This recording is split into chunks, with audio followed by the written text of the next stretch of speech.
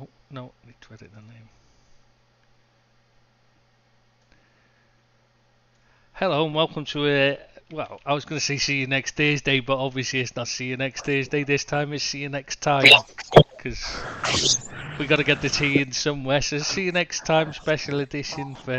Because Seamus wanted to talk about his new arrival in Ruben Amorim and how gutted he is to see the back of Ten Hag because he's still crying, as I'm sure you'd expect. Yeah, so we've got Billy, obviously, Ed 25, and Ed 73, Seamus O'Deep's the luck ender to give him his full title, and you have to give him his full title because these people who live in mansions, they don't like being talked down to, do you, Seamus? You don't like it when you don't get your full title, do you? I'm not this, but how is everyone doing? I should start I should start by wishing anyone celebrating Diwali a happy Diwali.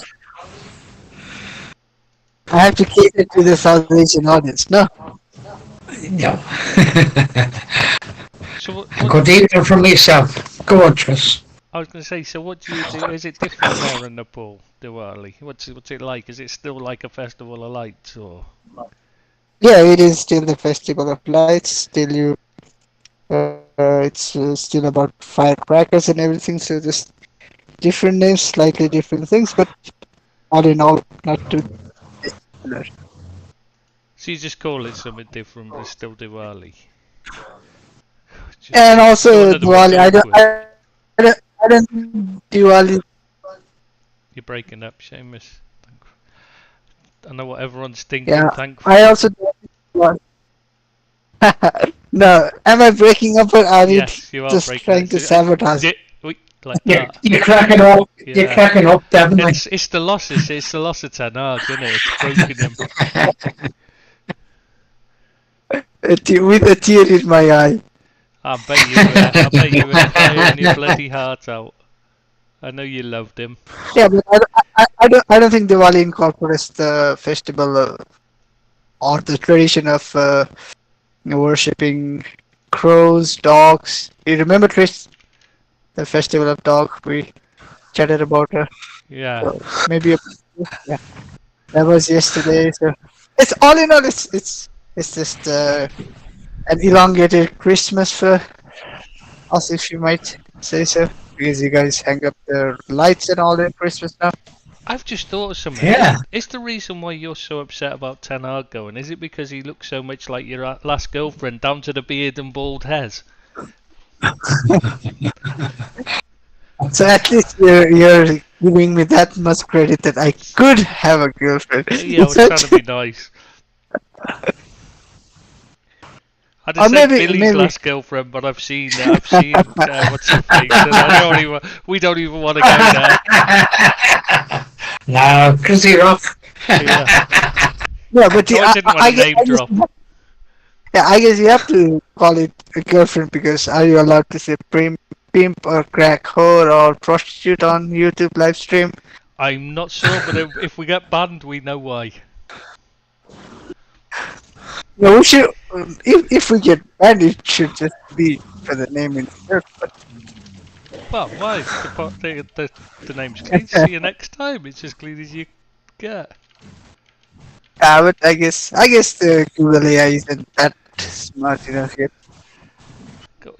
I just think we're smarter than AI. That's what you're trying to say, yeah? No, we're trying to outsmart the AI.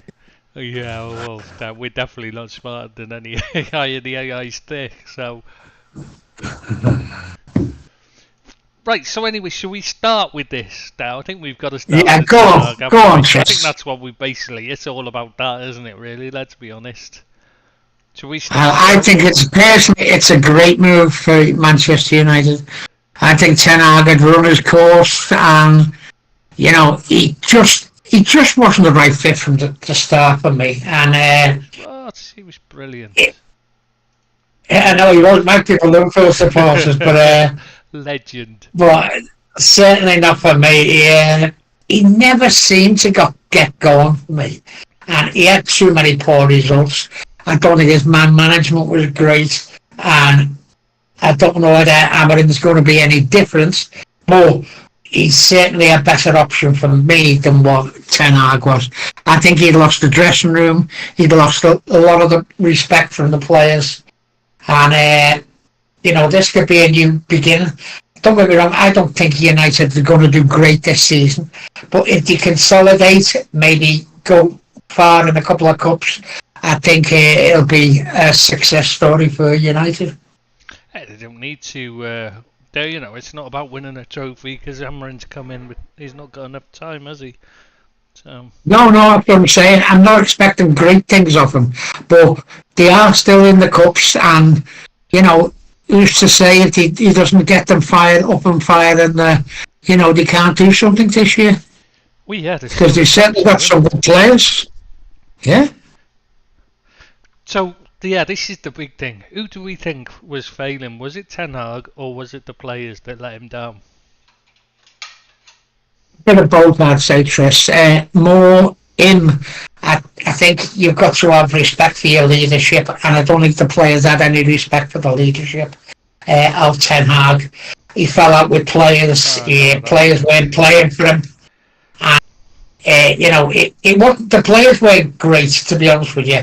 But, you've got to say that a better manager, a stronger manager, would have done better with that type of players that they've got. For me, anyway. Seamus? But these players have. I'm not saying each and everyone, because there has been a lot of churn of players as well. But the majority of the dressing room has a history of throwing the manager under the bus. So I'm not in favor of giving the dressing room any kind of a leeway in that. But ultimately, one of the requirements for any manager is to keep the dressing room in your side. Whether it's by moving the players that don't pull up the shocks, or maybe by genuinely mollycoddling someone. But ultimately, if you can't put the dressing room on your side, then your head is gonna get placed on the chopping board, and sooner or later someone is gonna throw the knife. The good news is Sancho can come back. No, he can't. But if he starts getting benched so often and doesn't play, then I am not sure if that option gets turned into obligation or not. We might end up in a situation where I, as a Man United supporter and someone who dislikes Chelsea the most in the Premier League, will have to start praying for good results for them so that they get into European football, and then they're stuck with Sancho. It took him 2 months basically to find another comfortable seat on the bench. Yeah, exactly. He's back on the bench already, by the looks of it. And they've got two different teams for two different competitions, and he's still struggling to get time by the looks of it. From what I've seen. I'm not a fan at all. Not a fan at all. Never have been. Yeah, I thought he was overpriced. We were saying. Yeah, we were saying, Trish. Yeah. He was in the England squad, and he never done nothing for them. He was all right at Dortmund, but when he come to England, he had done absolutely nothing, and I think he's a bit of trouble as well myself. That's my personal view on Jadon Sancho. No, he sulks too much. Yeah, I think he does, I think he does.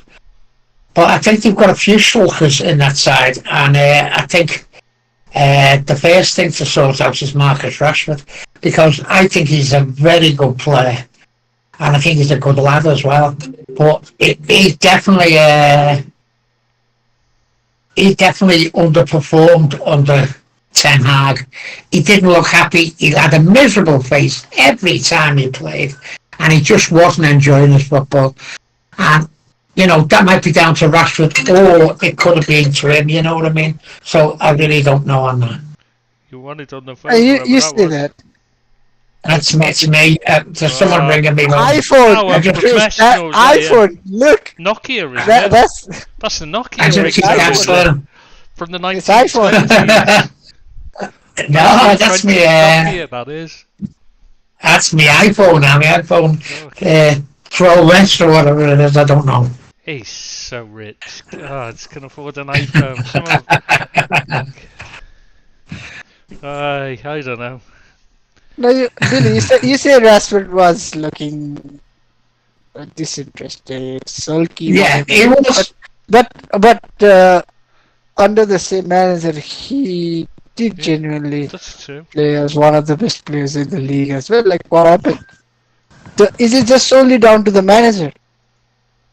No, it might be Rashford as well, to be honest with you. His I think it's a clash of personalities. Oh, do you think I think it's a clash of personalities. Go on, Because it has Trish. been linked to his personal life before in the past. When he's split up with his missus, he tends to play terribly. When he's with her and happy and everything's going well, he tends to play brilliantly, doesn't he, Seamus? Isn't that the way it is? Or is it the other way round? It was like that. Yeah, But I don't know that is coincidence. People just no, it could be coincidence. wrong What I'm things saying, up. it does Yeah, I'm no. mean there's a I'm just saying, potential. was the first season despite the manager, or was the first season because of the manager? Yeah, Was that's the right. second season because of Ten Hag or despite Ten Hag? Yeah, it might And be this season personal, his form, his form is recovering this season. Is it's not nowhere near the levels of what I as a United supporter would expect from an academy lad who has shown form to be right there up with any player in his position in the league at times. But it's slowly starting to get better. I hope it gets better for our sake and for also the club's future planning as well, because he's on a humongous contract. What about his? Yeah. Has he got any A contract, injuries? yeah. It can't be. Can't be. He can be carrying a Like slight I problem. know. Like every player at some point is carrying injury, and some players carry more injuries than others. But it just can't be down to injuries, because if it is, then it is. Then gonna fall on Ten Hag's plate as well, because Yeah, exactly. you have That's to what. manage. Yeah, yeah. That is what I'm asking. It's pretty unclear, because he has a history of ups and downs. Like the highs are very high and the lows are very low. So Yeah, just when we because have to like sort it out, because he's just 27. It's no longer a 21-year-old kid. yeah, because I was just wondering because the last couple of games Trent's passing obviously has been off, but Slot said that he's carrying an injury which is causing him trouble kicking.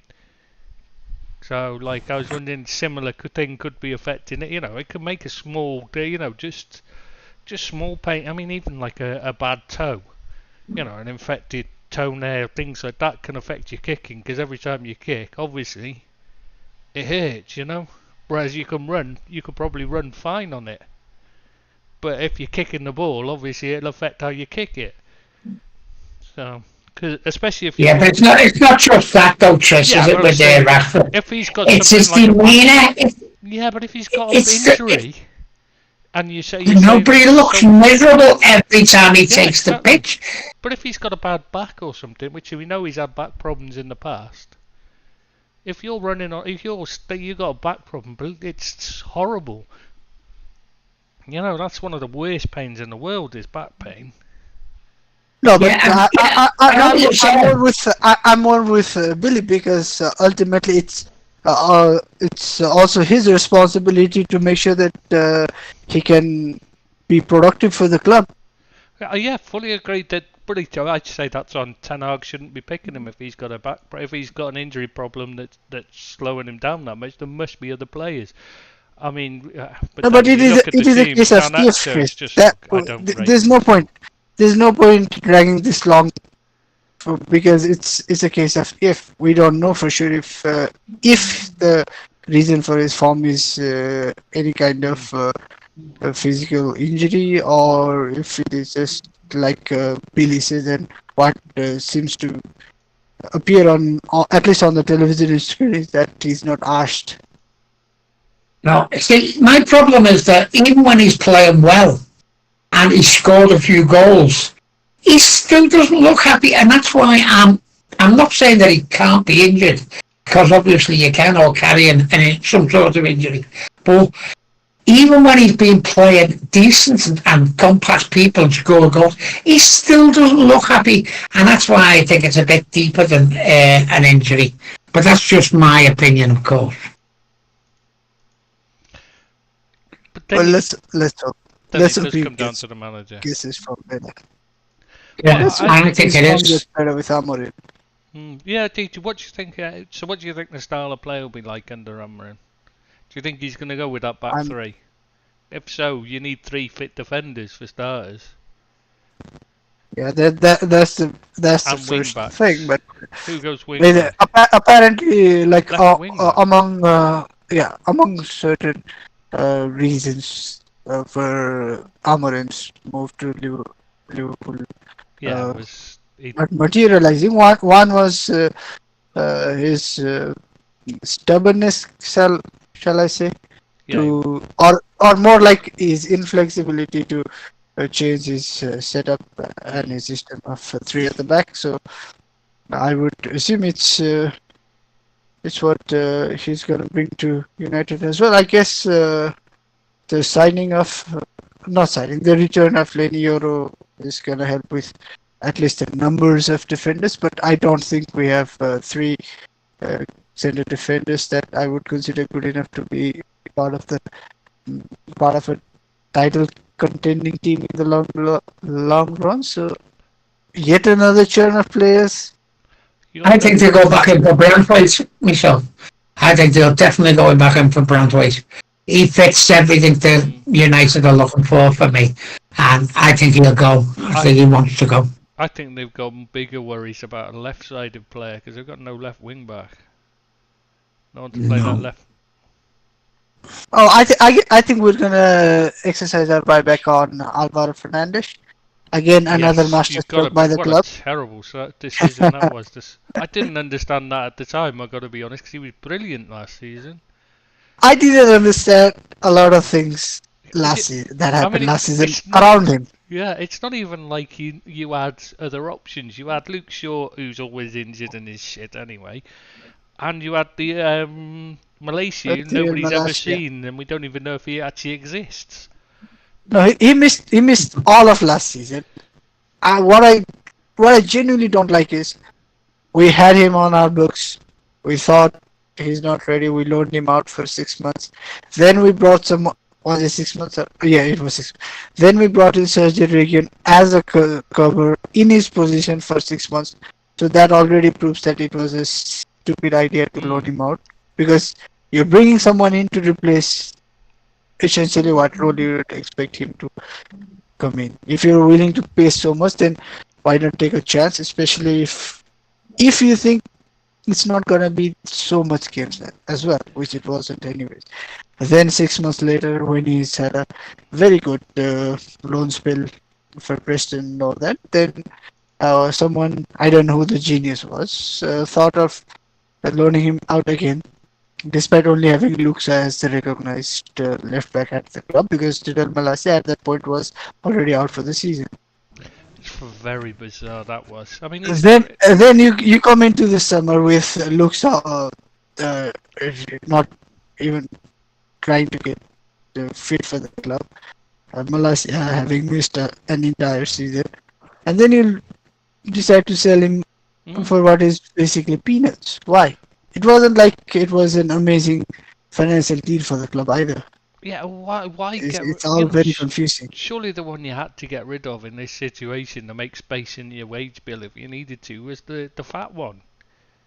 Sorry, didn't mean to confuse you two there. I meant Luke Shaw. Neither of you two I was referring to. I know it's probably a bit confusing for you. You get rid the silence speaks for itself, Chris. Yeah, you get rid of Luke Shaw though, don't you? You know. Oh no, that's going too far. Now I'm hurt. Yeah.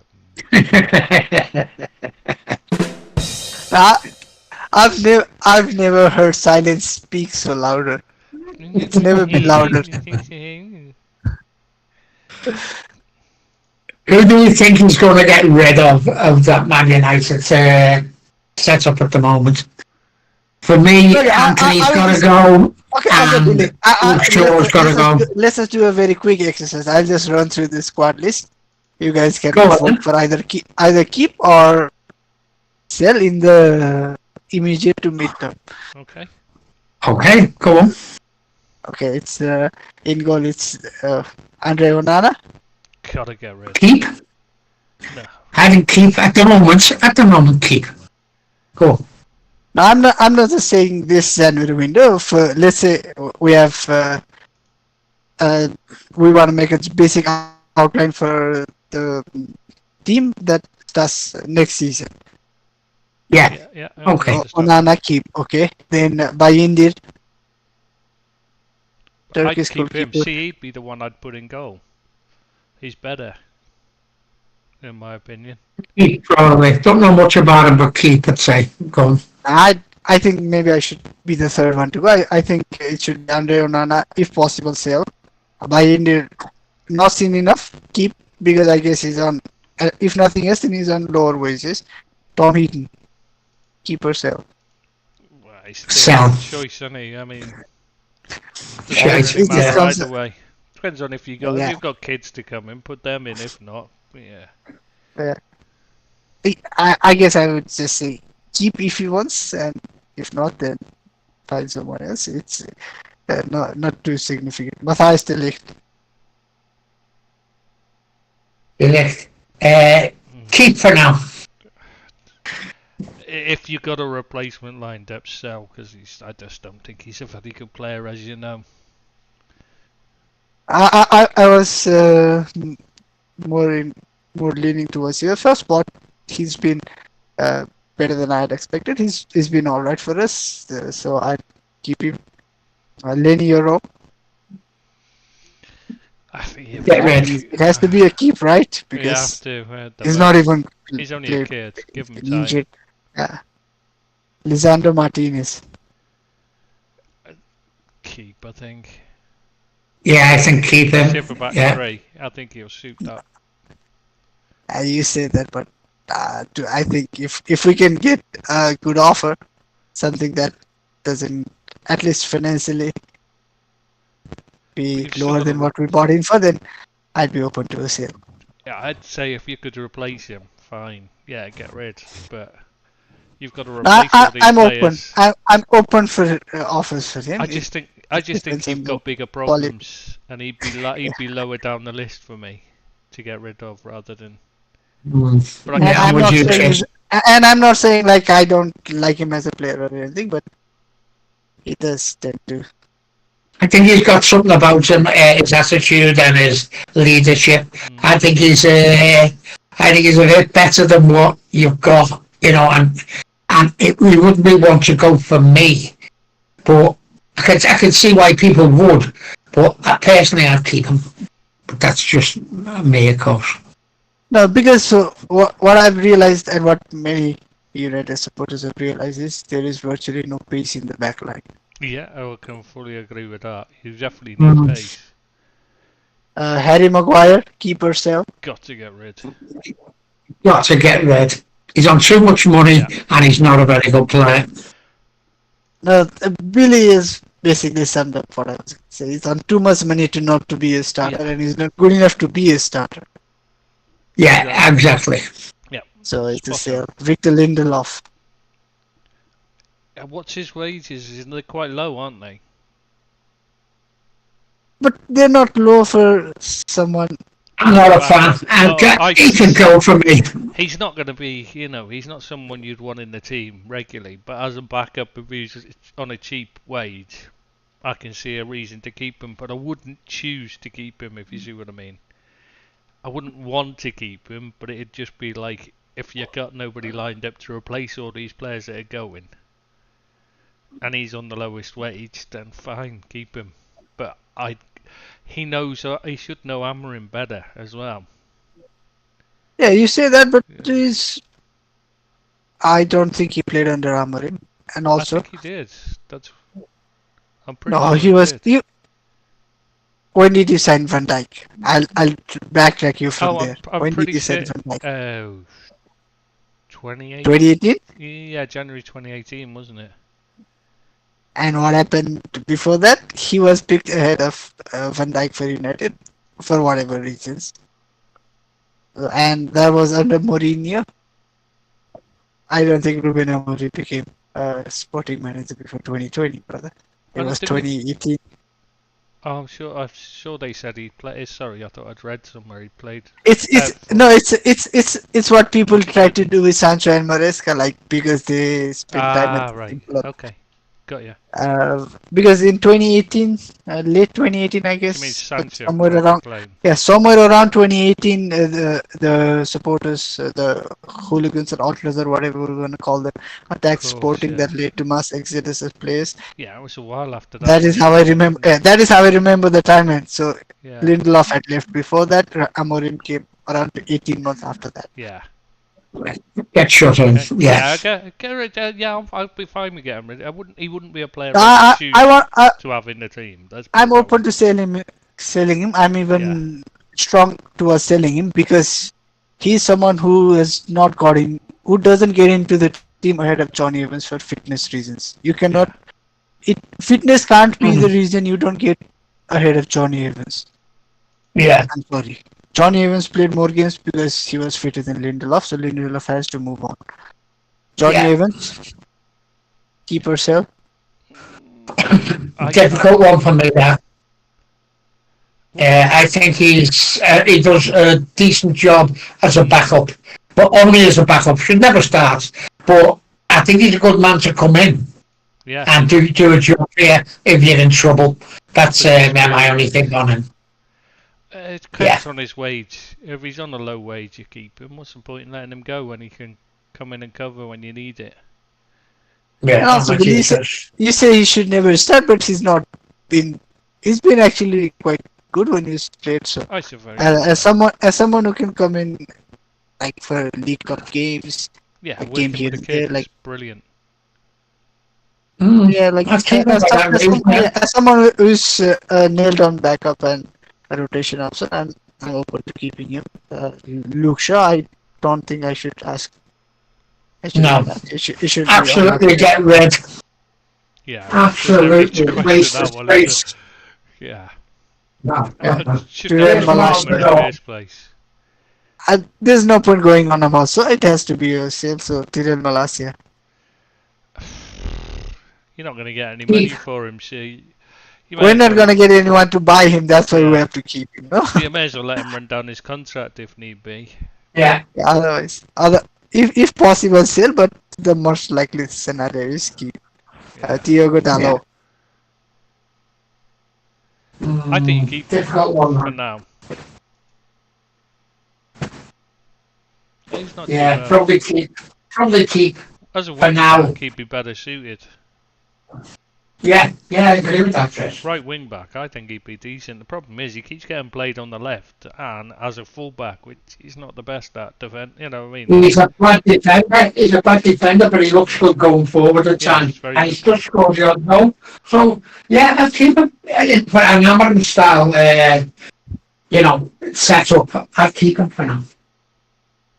I think he's one of the better right backs or right-sided fullbacks in the league. Hmm. So I don't think it's possible to get someone who is gonna be a nailed on improvement on him at right back. So I have to keep him and keep him as a first choice right back for me. Right wing back, Okay. how we set up. Nusser Mazraoui, Keep. Yeah, keep. Good yeah, player. keep. There's nothing wrong with his ability. Looks good. It's just as long as he Yeah, stays looks fit. good. Fitness, yeah, looks good. He's also versatile to Hmm. cover for left back as well. And attacking midfield apparently. Yeah. That's the same. That's the same as I don't know who moved. Huh. I was gonna say Trent, but Trent does get played in midfield as well. In different. structures, but still. It's a funny one. Manuel Ugarte keeper sale. Who got? Oh, you keep him. We've only just signed him. He's a good player. He just hasn't. He hasn't got going yet. And plus, he has definitely played with Amarin. Yeah. There's no debate on that. Yeah. Yeah, probably keep. I have to keep because he's not had enough chances to. So he's not good enough. No, If he's not good enough, I'm not saying he's not good enough. I'm just saying there's not enough evidence to draw conclusive I think decisions he'll on be him. Yeah, Casemiro, Get rid. 2-goal hero. Get rid for me. I know he scored a couple of really good goals lately, but he's over the hill and because he's on too much of a wage. That's the second person you need to get rid of from clubs if you want to go forward. I think he's bit of a mercenary, and I'd get rid of him personally. I think he's been the best Liverpool player this season. Yep, he starred for us. I love him. My hero, man. He was fabulous for us. Shame he played for the other team in. No, he's paid by the other team. That was fine. I'm just, no, yeah, same he gets paid by the other team in red. No, that's even better. That makes it even better. The only problem I had with him is we can't have him playing for the other team every week. We'd be 20 points clear. We just won every game. Oh, by a huge margin, we'd have such a huge goal difference. You know. Sale, just take him off our hands. Yeah. Just take his wages away. So you're saying sell him as well? Yeah, sell Casemiro. Yeah, sell Casemiro to Liverpool.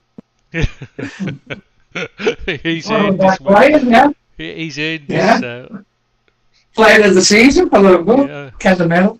Do you think he would have to pay a single penny if he went round in the pubs at Casemiro?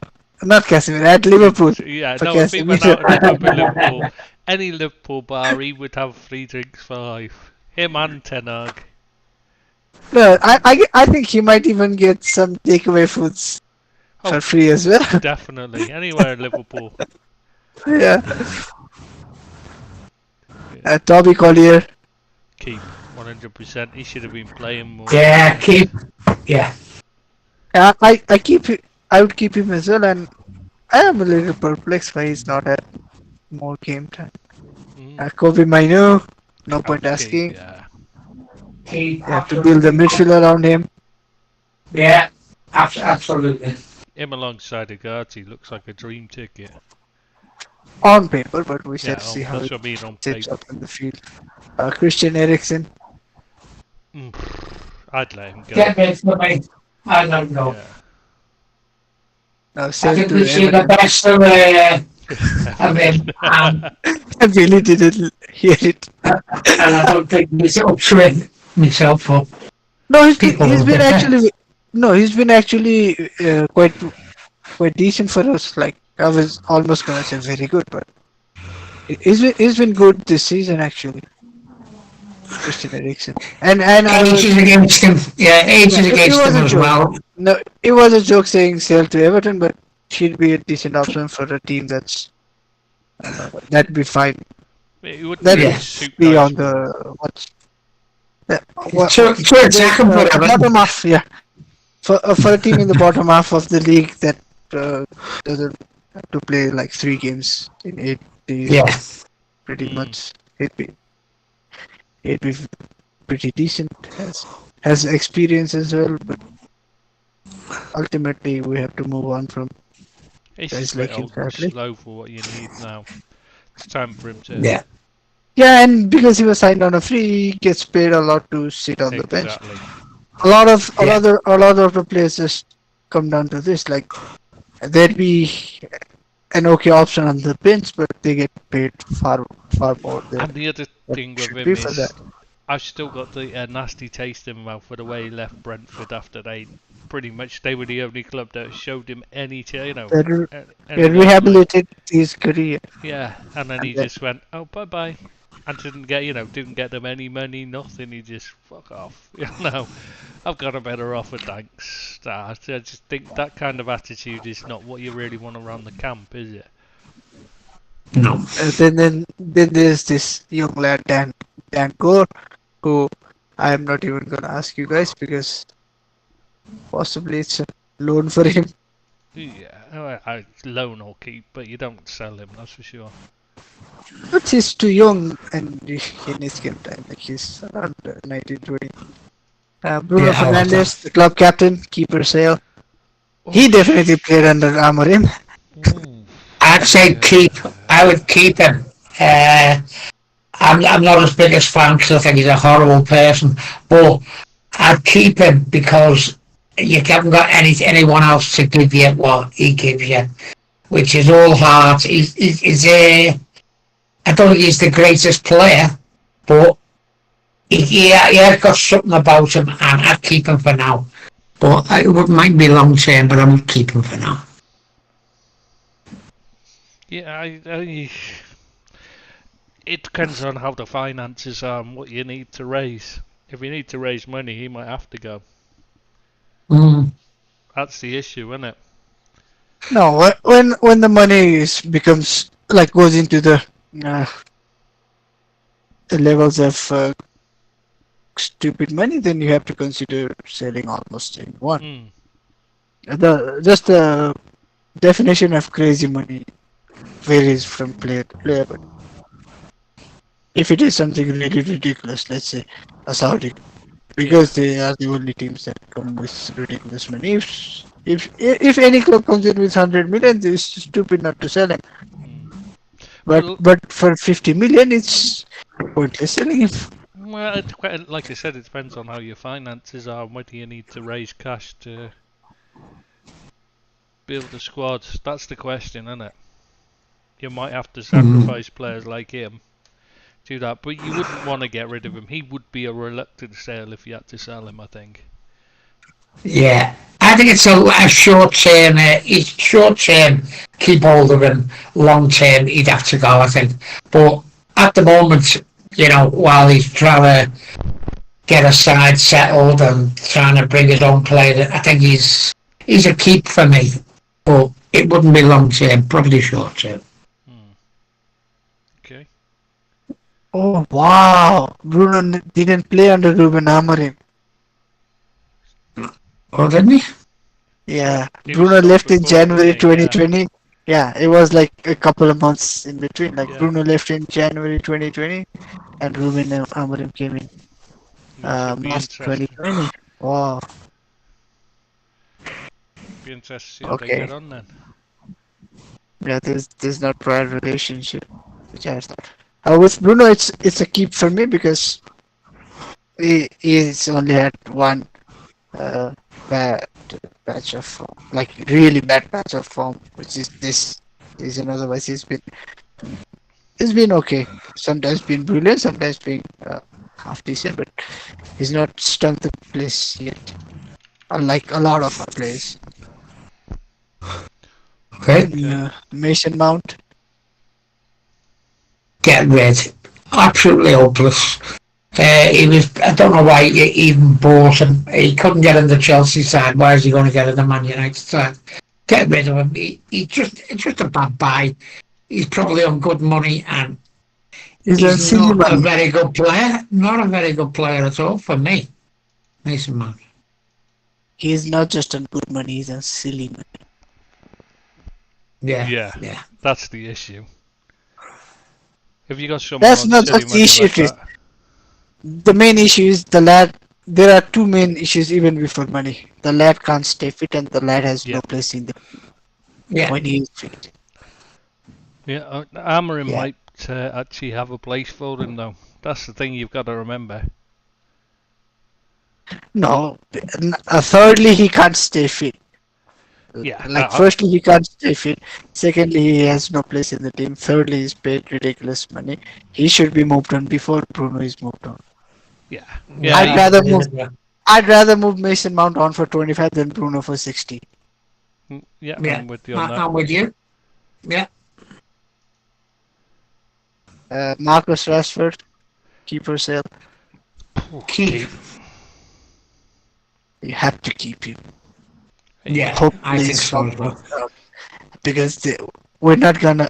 I don't think another 16, like not 16, another 12 or 18 months for Rashford with a similar form is gonna depreciate his value. Anything market value, but a good upturn in form, if nothing else, can at least get us more money if we decide to move it on. So we have to keep. To be honest with you, he's the only decent forward that you've got. Who can put the ball in the back of the net. I can't think of another Man United forward that's going to score goals on a regular basis for United at the moment. Alejandro Garnacho.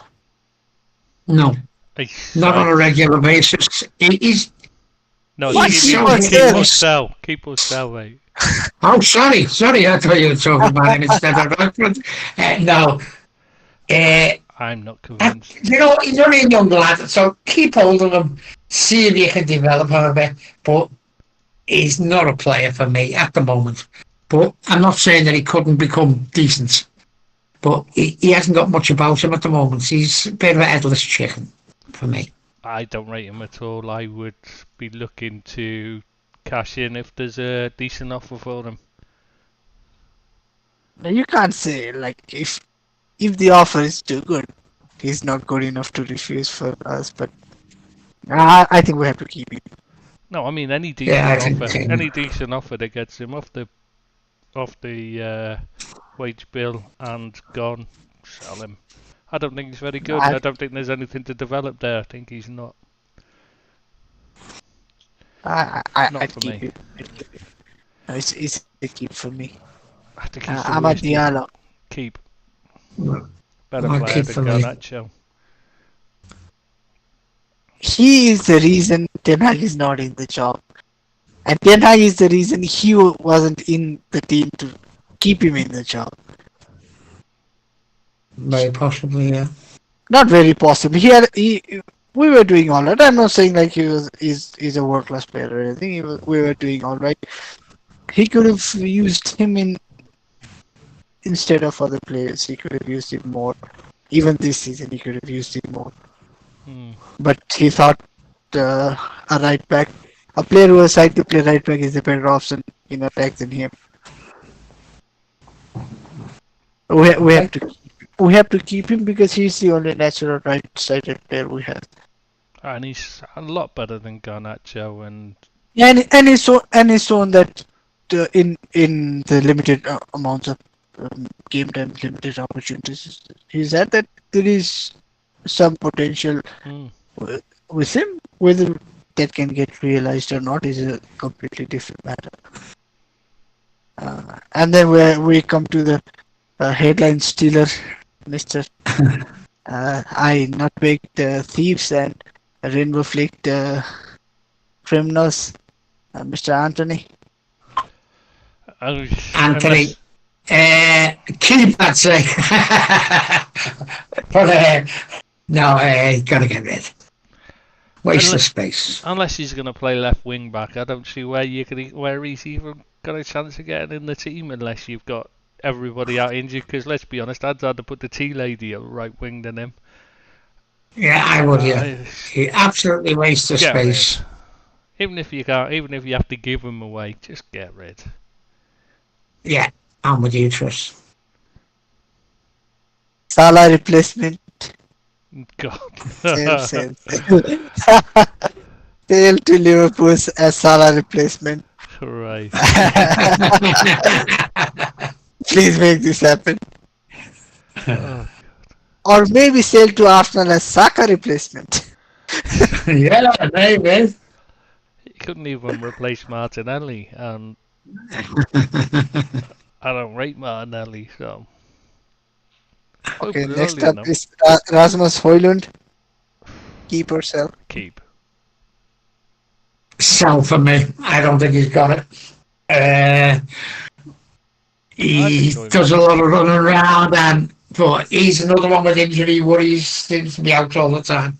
He'd go for me. I don't think he's got it.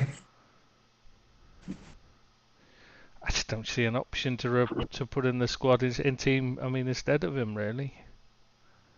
No, obviously it does depend on bringing someone in the January window. But if you got an offer for Hoyland, I'd take it. He doesn't seem to have it for me. Runs around a lot, tries hard, but I don't think he's a very good footballer. Okay. I would keep Hoyland unless selling him meant Ruben Amorim can bring his number 9 from Sporting. Yeah. Just for that. Just for that. Now you are talking. Everton could. I think Everton could have bought him. What's this? I know, yeah. No, most series should be banned for life from football just for that. He owned a club. He owned a club that refused to sign him for being slow. You're an idiot. How did he make money? I really don't know. Well, he didn't make money, did he? He just got given it by Usmanov. Absolutely, then. No, but on a more serious note, I'd keep Hoyland because he was signed for crazy money. He's super young still. Yeah, there's something there, I think. I don't think he'll ever be a big goal scorer. He's not going to be another Haaland, which we thought, as in, similar name. Similar name, similar build as well. Similar build as well, but even the playing style is not that similar actually. It's just happened to be from a similar region, similar name, everything. But I'd keep him because he has shown in flashes that he can. But there's something in him that just I think is hard to develop because it seems not many people can get through to his game, but there is some raw material to work around with. So we have to keep him. He's 21, so even if for another couple of years he doesn't completely fulfill his potential, there's still time to even sell him. Yeah, exactly. Not for me, but I agree. I'm saying, he wouldn't be for me, but I can see what you're saying, but I just don't think the lad's got it. But there you go. That'll be proven. Joshua Zirkzee. Get rid. Yeah. I think he's absolutely awful. All these Dutch players who come over to play, not one of them's any good. I'd say Odegaard would be anyone from Scandinavia or anyone from Holland. Get rid of them. They're all awful. Really? Gravenberg, Van Dijk? Sorry, there are certain exceptions, of course. And the majority of them are absolutely hopeless. Oh, Van Dijk's a good player, obviously. Gravenberg is... Well, I'm yet to be convinced by Gravenberg. But, what? Yeah, there are a couple... Come on, Chris, there is no point in saying what? It's like 8 good games. Even Hoyland has had more than that. Yeah, the last does he? Hoyland doesn't have any, yeah. He's had 12 good minutes. Gravenberg has been absolutely out of this world this season. Possibly the best player in the Prem. He's been very good, I'll give you that. He's been very good this season, Gravenberg. Fantastic. Last season, he was an absolute joke. But, there's only 9 games gone. Let's see how that turns out. Well, he's also had a few games. I'm still not convinced.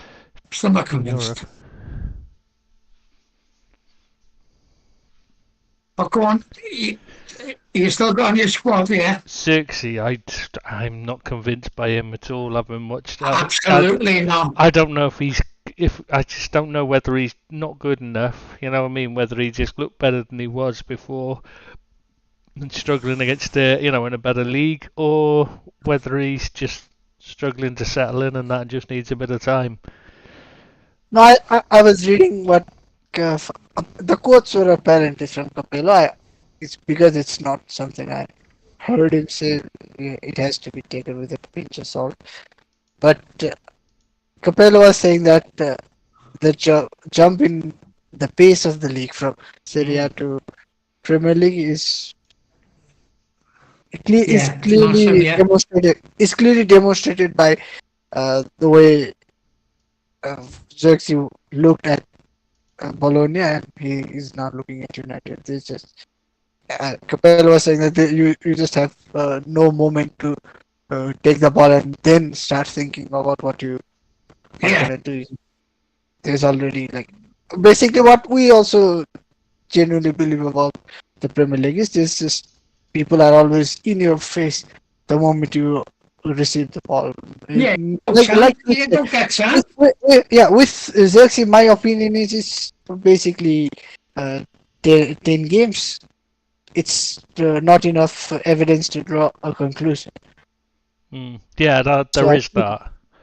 yeah, I would keep him because we have seen players move, especially moving from different leagues, take like 6 months, maybe even whole season to adapt to the league, and then start showing their form, which led to them being brought into the league in the first place. I Not know in the you're way. saying it's only 9 games, but my theory is that if it's yellow and it looks like a lemon and it tastes like a lemon, it's usually a lemon, you know. So that's my theory on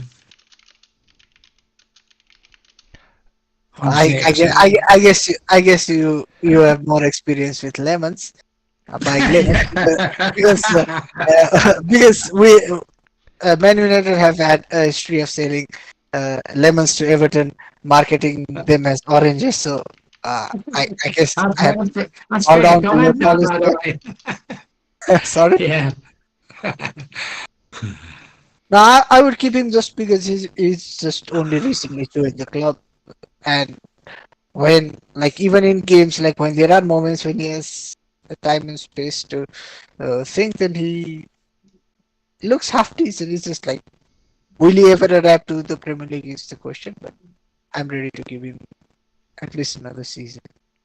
Very good, And yeah. by Yeah. season, I'm saying like the end of this season to the January window next year.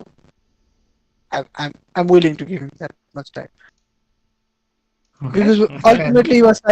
ultimately he was signed to be a backup slash rotation to Hoyland. He wasn't brought in as a first choice striker either. I think it depends a lot on how Amorim plays as well. I mean, he could be almost much more similar to Gyökeres type striker than Hoyland. Hoyland is. Hoyland's more of a battering ram, isn't he? A big lump. And also like with again, same as with Hoyland.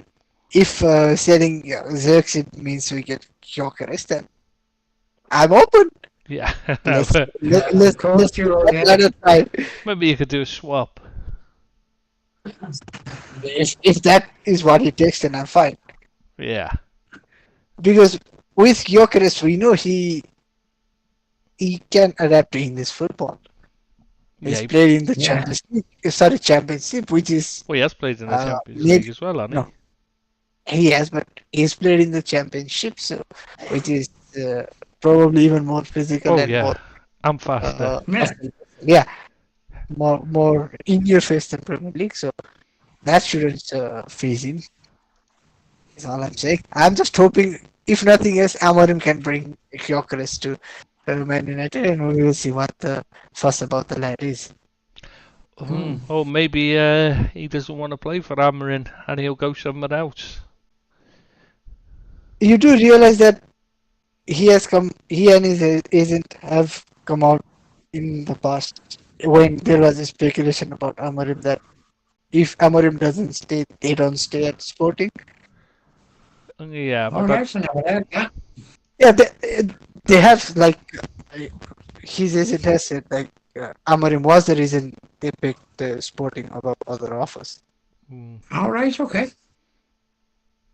and I thought it was just because Everton turned him down, so he went off there and sulk. There you go. Well, that's what I know. Yeah. Uh, Yeah, we didn't need him. Yeah, clearly. Yeah, that We I got could see better. that. We got not good enough. better. He's not good We enough for got dice better. ball. Yeah. He's He not good couldn't enough handle for it. dice ball. Couldn't handle dice ball. No one Like can. unequivocally, we're only gonna keep Lenny Yoro, Diogo Dalot, Yeah. Masraoui, Ugarte, Collier, Mainu. So you got a squad Even of this, about 10, yeah? I'm just counting. It's what? It's basically 5 players till now because it's Yoro, Dalot, Masraoui, Ugarte, Collier, Mainu.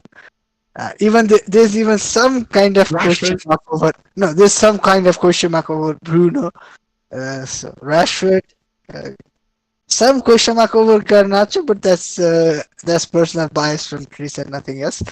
Diallo, and that's it. Like it's Personal Yeah. 9. bias. It's not even 10. It's 9. And even then, I think you're biased against Garnacho as an excuse to include him. You don't need that Like, many players anyway. You've got the referees, and you just go, get Fergie back into. But oh, of course you can't because Fergie's gone as well. Jesus. no, even the refs are gonna be against us now. Yeah, Now that we sacked their boss, but they're all they're there. overlord. They all work for City these days anyway, don't they? Ask Michael Oliver. Oh yes, definitely. Yeah. Billy, if you can find his residence, if you can find his residence where Oliver lives, can you collect those torn up brown envelopes? Yeah, there'll be plenty of them there. Now, I think there'll be some that could rival Mount Everest for his peak. Oh yeah, I bet he's got a lot. Michael Oliver cost Ten Hag the job. I think we should move to that game now. What a great. When you put it like that, you say, so I hate him. See, that's a good reason to hate that man more than anything. That Cost a was a great terrible manager decision, his though. job. I've seen some bad decisions this season, but that's right up there, isn't it? For that penalty at West Ham. Just ridiculous.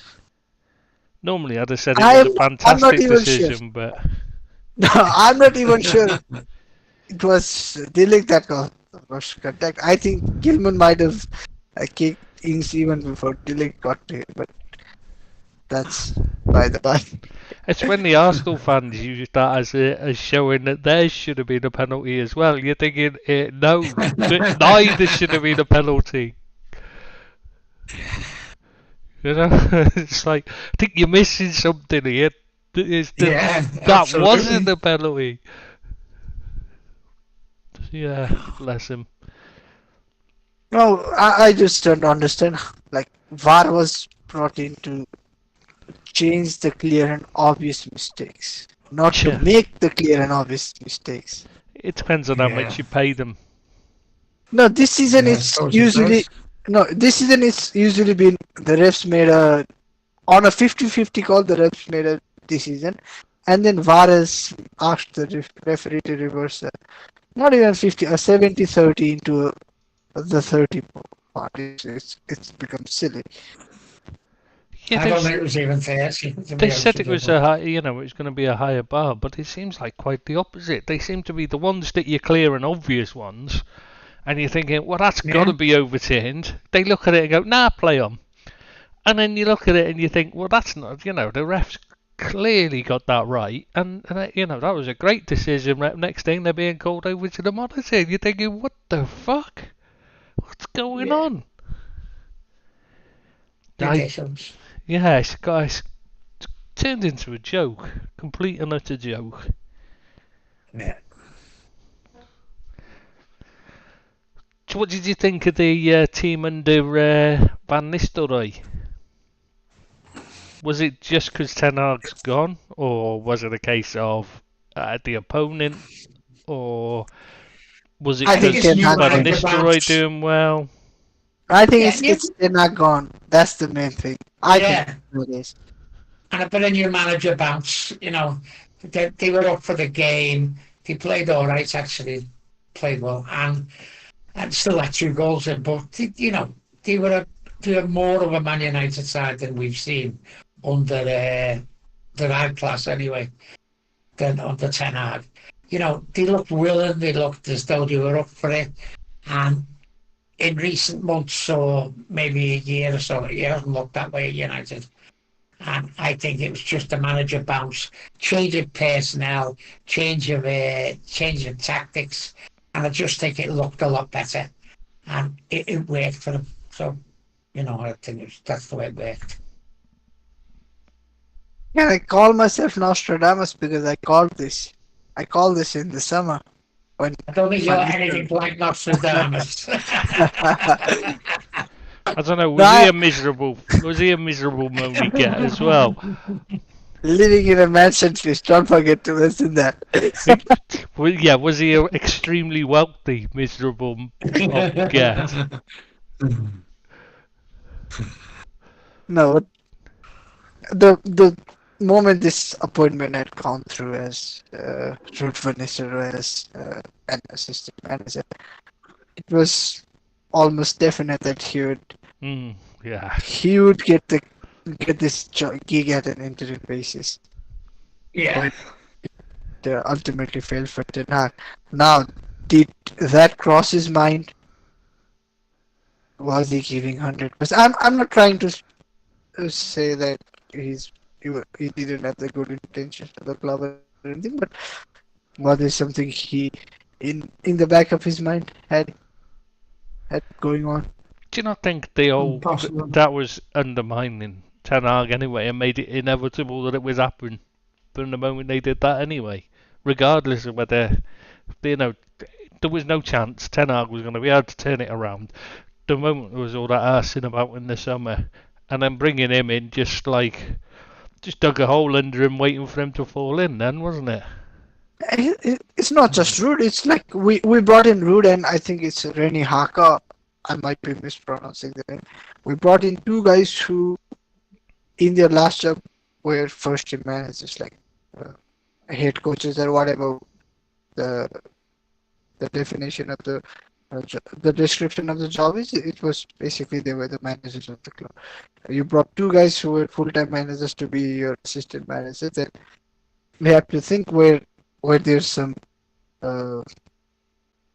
unmentioned promises made to them, like some vocal promises made to them, like should things not work out, that your job is safe.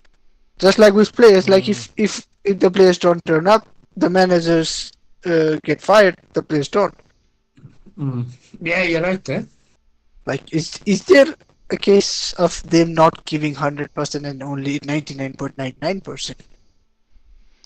Is there like even if they do mean to try, as same yeah, with players, it's a lot of it is subconscious effort. Like if you don't like your manager, you don't try as hard, even if you don't mean to try. You don't do it deliberately necessarily. Can sometimes just be a subconscious thing that makes the difference at this level of the football. It is such tiny margins that it can just be that subconscious tiny little bit that makes a difference between you playing well and not playing well. I think that's too late for me. He should have been sacked at the end of last season, and only that he won the cup. He won the cup, and everyone was clamouring for him to stay. He should never have stayed. He never done enough in the season to still be at Manchester United. He won a cup. Okay, he won a cup. That's not winning the FA Cup and the League Cup in 3 seasons was he there? 2.5 seasons? 2 seasons. How long? Seasons. 2, 4. Yeah, and this season coming. So this season now. So I don't think he's done enough for a Manchester United manager. For someone who, a team of the United stature that should be challenging for top honours in Europe and domestically, he was not good enough. And I don't care if you won an FA Cup, that means absolutely nothing in this great grand scheme of things. he should have went, and he left it too late. And that's why this season is a write-off now. It really is. Winning the FA Cup doesn't mean nothing. Come on. If nothing else, it meant that the £1 billion Chelsea squad was going to play in Conference League instead. No, but it's No, that's no, a consolation really, prize. no, yeah. That's a consolation prize. That's not winning anything. That is a consolation prize. No, I mean it was mostly as a joke, but you can't just say winning the FA Cup means nothing. But what the I was firmly in the keep Ten Hag in the manager's job in this summer. Okay, I'm not just gonna sit here and try to rewrite history. I was in the camp to keep him. I was Yeah. no, I was very vocal about it as well. It's not just that, but the decision shouldn't have come down firmly to that particular game. It should it should have been a long-term decision, and when the decision was made to keep him on for another year, another season, it should have come with more backing from the management, because what new information did you learn in these 10 odd league games and a couple of cup games? What new information did they gather? No. No, nothing new. Now, what happened at United that, if anything, if you watch the games, on paper United have been better this season. Not on results, but we were even worse at parts last season. If performances are the reason for his sacking, if they're the sole reason, then there have been worse performances. I just don't understand what new information the board gathered in the 2-3 months that has gone by since confirming him for this season. I think they made But a ultimately, mistake. yeah, They made a mistake and ultimately, they knew it. Fine. And they but realised ultimately that he's gone. we don't need this. Ultimately he's gone. He's gone with, if nothing else, then 2 cup competitions to so and add on his CV. So it's all right for him. He's probably getting a handsome payout as well. See, I personally wish him good in all the very best from the bottom of my heart in his future endeavors. One day I hope to cross paths with him as a United supporter, maybe play a Champions League final with him, if nothing else. And I'd still be happy to see him succeed elsewhere as well. But I think the players have to be held more accountable. They've again been given a free ride with another sacking as well. It's a cancer that's been spreading throughout the dressing room, and I truly hope that Amorim gets to rid the club of this cancer before it ultimately consumes it. Right, 2 things. First, I just want to say, Billy, you said the FA Cup meant nothing. It was very important to United because it meant that they could stay arguably, they could argue about being the most successful club in England still. Without it, they couldn't, because of the number of trophies they, compared to Liverpool, they couldn't. There was no argument to make that they weren't the most successful club in England if they hadn't won it. I'd still argue Liverpool are more successful because of the Champions League, but they, because of the numbers of trophies, they can still put an argument together at being the most successful club in England. So I think it made a huge difference to the fans. Anyway, but secondly, do you not think this is reminiscent of the Chelsea era post Mourinho's first spell, where the players consistently just stop playing for the manager after a season or two? They just stop bothering, and the performances drop, and they get away with it, and it's the manager's the one who At the changed. slightest inconvenience, Chris. Yeah, At the slightest inconvenience. Or Leicester agree with after that. the winning the league, the following season, you know, their attitude the next few seasons was the same. You know, And they where got rid of Ranieri. yeah, they got rid of Ranieri, then Craig Shakespeare. You know what I mean? It was just a constant churn of managers, and the players never ever bothered performing unless they felt like it. They get too big for their boots, and I think you know this is the same problem Man United. They're not blameless, Chris. I'm not saying they are. The players are as culpable as the manager. But if something's got to change, you can't get rid of all the players. Exactly, that's the problem. It's on the manager's head, and they know that when they go into this thing, that unless they get results, unless they a team like Man United is vying for, they might make it, but are vying for European places every year. It's not good enough for a team, for a club of that stature, and that's why it's got to fall on the manager's head. As you say, the players are a disgrace, and you know, as much as I like Marcus Rashford, I think he's been, a real sulk for nearly 2 years now, because we know he's a good player, and he's been one of them who just hasn't produced the goods, and he looks terrible on a football field. You're saying it could be personal. I think it's with him, with Ten Hag. You know, I think there's a problem there with Ten Hag, and he's not the only one. I think there's a couple there who are not happy and weren't producing the goods. But as you say, the players get away with it, whereas the manager cops the flag. And it might be fair, but someone's got to go, and you can't get rid of all the players. So the manager's got to go. Except that sometimes the club does get rid of all the players and keep the manager and back him, and they're the ones. That's what happened with Amarin in his first spell in his spell at Sporting, where he managed to turn it around because they backed him over the players. You don't actually have to get rid of all the players anyway. You only have to get rid of the one or two, the leaders of the pack, like the ones that are causing the problems. That's what Klopp did. You know what I mean? Yeah, I can see that. You know, it's not a case of getting rid of all of them. You just have to get rid of a few. You know what I mean? The ones, just make your point. And once your point's made, the other players stop thinking, once their leader's gone for starters, they're not so brave because they're bullies. But secondly, it's the point made. You either knuckle down, work for your team, or you're sold. It's up to you. Yeah. But do you not also think that the players were enjoying playing under him, and that was half the problem as well? The style they were playing. I don't know what position Bruno was playing. I'm not a fan of his anyway, you know that.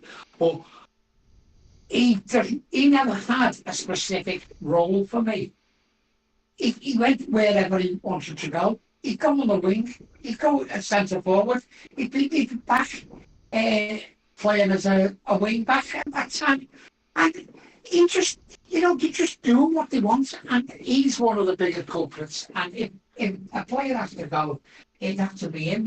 If some of the players have got to go, it'd be Rashford, Bruno, Anthony, players like that. To be honest with you, it would be a bit of a disgrace for me. I'd say I've got no problem with Bruno being all over the place if the team was built to allow him to do that, but it wasn't. He just, it just seemed to leave openings. Yeah, he just seemed to be doing what he wanted to do. As far as I could see, it wasn't like a free roll where he was going in between the attack and the midfield. It just seemed he seemed to do what he wanted.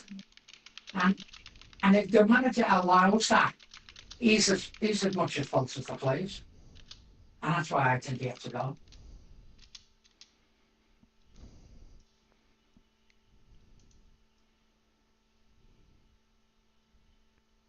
Yeah, sorry. It's. The style of football was very odd. I thought he was supposed to be bringing the Ajax style. That's the most confusing thing, because he was, if nothing else, when you bring in when you bring in a manager from Holland, but especially from Ajax, the least you expect is good possession play and a structured team. Like Yeah, I'm not saying a rigid formation or anything, but a proper structure around the team. That was lacking in last parts, like in a couple of maybe in a couple of weeks or months or two of good form. Maybe there was something, but largely it was lacking.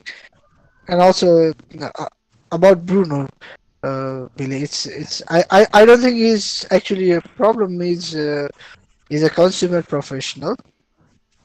You might not like the way he acts on the pitch as an opposition mm, fan, but he's a consummate professional. He keeps himself fit. He looks after himself immaculately, and yeah, I uh, can see that.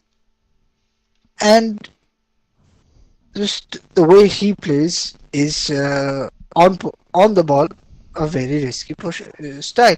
Hmm. He doesn't play the pass the ball safely and everything. When De Bruyne pops up on left side of the defense, takes the ball, moves it around, and then finishes the chance. When De Bruyne is putting in across from the right side, we all applaud. You know why? Because the team, like Chris said, is built around his style being that and getting the best of it. I don't think Bruno is the problem. I think Bruno is a part to solution actually. Yeah. If we have Uh, 10 players that play in a way that facilitates our number 10 to help in defense and also help in attack, and that number 10 is Bruno, then it's gonna be for the betterment of the team. I genuinely feel that because we've seen that happen at United as well. Hmm. you touched on an important point before, Seamus, is that the Eredivisie is not the Premier League, and he come with all these labels of running Ajax, who are a very good Dutch team. It's not the Premier League. It's totally different style of football, and you can't have that type of football in the Premier League. You can't play that where you've got time on the ball. You can move the ball about. You're under too much pressure, and that's why it didn't work for Ten Hag for me. He tried to instill things that he was doing at Ajax when he was at Man United, and it doesn't work in this league. And I think that But was his it biggest does. downfall. But it Do you does. think so? You think It so? does, Not Billy. for me, Yeah, it doesn't. no, it does for it's not the same replica, but it does for Slot. It does for Klopp, whose football, although he's Spanish, comes from the Dutch school of Croatian football, a total football or whatever we call. And then there are people who are apparently and allegedly disciples of Pep, students of Pep, who have to a varying degree of success implemented the ethos of total football, possession football, controlled possession, whatever we wanna call it. It's That's not total I football. no I'm not saying that possession football is the solution, but it's uh, it's going, at least to me it's going over the top when you say the Ajax style and the Eredivisie football doesn't work. The Eredivisie it's the same like like I said with Chelsea. Maybe the jump in the league takes time to adapt, and maybe Ten Hag cannot adapt to that jump. But Hmm. the basic principles of Ajax football can work in Premier League as well. I mean, it could Not be for as me. much as the quality of the coaches under him as well. But yeah, I certainly agree with you. The Yeah. Ajax football, the way it's played, that's exactly what Pep Guardiola started out doing. So, obviously Think he's they're a tweaked it million and miles changed it, apart. but not really, Bill. That's fair. You be I think his team needed constant too much interchange of the time position. on the ball. But that's just my opinion. Yeah, I but think they need too much time on the ball and are used to having time on the ball, being able to turn, being able to look for spaces. And I don't think that works against probably not so good sides in the Premiership, and that's where I think uh, his main problems have been is losing points to the really lower sides, which has got the supporters on his back. You shouldn't be losing. Top teams shouldn't be losing and badly to some of the sides that United have lost to. And that might just be my opinion, but I don't think it works. It doesn't work for me, this possession-based... it can work, if you treat it like Pep does. And to a certain extent, what Jurgen Klopp did at Liverpool. And it can work that way. But you look at the teams who have been successful, and I don't think it's the Ajax type of football that works in the Premier League. It didn't work with Klopp at Liverpool. That was the problem. That was when we fell down. Is when he started trying to play a possession based instead of the high press, high frantic play. There's not a problem with possession based if you've got the quality of players. That's the difference. Is Pep Guardiola's got great players to play it with. Yeah. Raz Vincent Company tried to do it and he had shit players. That's why he failed. Yeah.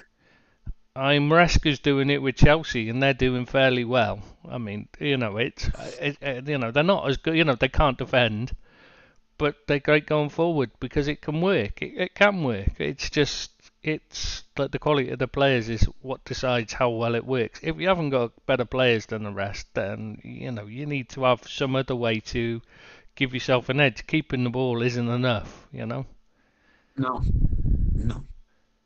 How long before someone figures out that Chelsea can't defend? I thought everyone knew it. I thought even the Chelsea fans No. to be. The opposition managers don't seem to know. Slot figured it out because all he did was sit back and let them play. Just let them give us the ball back, and eventually you just wait for them to give you the ball and attack. And then just go at them, and you get chances straight away. I think Slot listened to my point last week, like the podcast. Was it? Yeah, we know he's a regular listener. No. Was it before or after? Was it before or after the Liverpool game? I don't remember quite well, but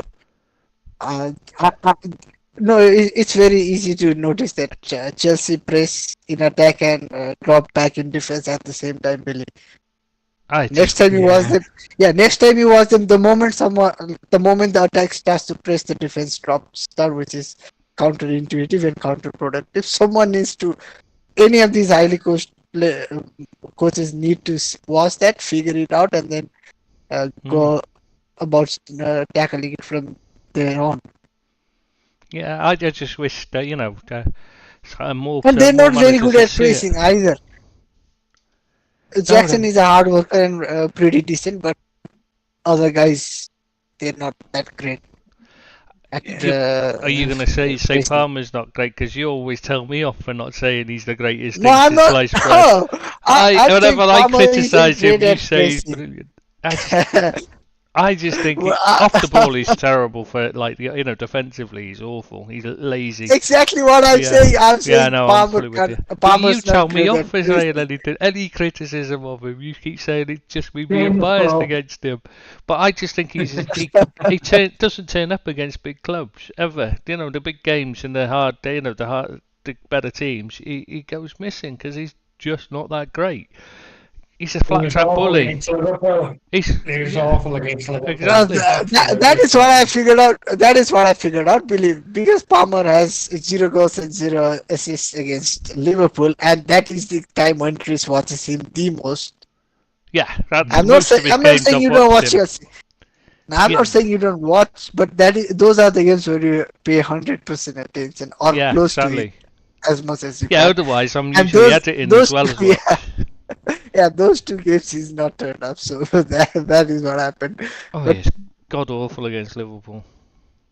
He was, yeah. Well, I mean, every time I've watched him play against us, that's probably 2-3 times now, is it? He's been awful. I think it's twice. Or maybe once in the cup as well. But it's twice in the league, I think. Just been, you watch it, you think, I do not get it. He can't, his passing's awful. He does He doesn't move well. He just tends to just he. I think his problem for me is a lack of intelligence, which we know he's not the brightest bulb in the box. We know that, you know. That is what he looks. He's extremely lucky that he can play football. See, for me, he's a symptom of how bad the academy system is in England. Oh, we talked about it last week. Yeah, Chris. did we? I didn't know we did it Yeah. on the podcast. Yeah, I think we Did we do one? we last done week? it on the podcast because we ended up talking about MotoGP and whatever else it was on the podcast because we forgot it was on the podcast. Yeah, we were just having it. We forgot we weren't here, Billy, last week. Me and him ended up just doing one together on our own, and like literally forgot we were doing a podcast because we normally chat after we finished. We normally carry on chatting like we both were just got lost in thinking we were doing that. Like must have been the worst podcast ever done. It was just us two having a conversation. Fucking hell. I feel sorry for anybody who had to listen to that or chose to listen to it, whatever. And I think just for completion's sake, I should mention that Amorim is gonna take over after the next what Ruud van Nistelrooy is gonna stay as interim coach until the next international break, which is in Middle of November. middle of November.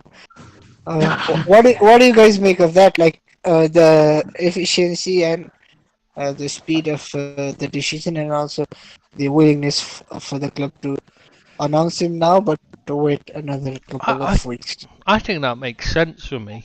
And always, it gives him a chance to actually work with the players during the international break, which he wouldn't get any chance to do if he just comes in now. It's just going to be he's still in the same shit show, and he's not going to have time to work with the players other than to, a couple of minutes a day.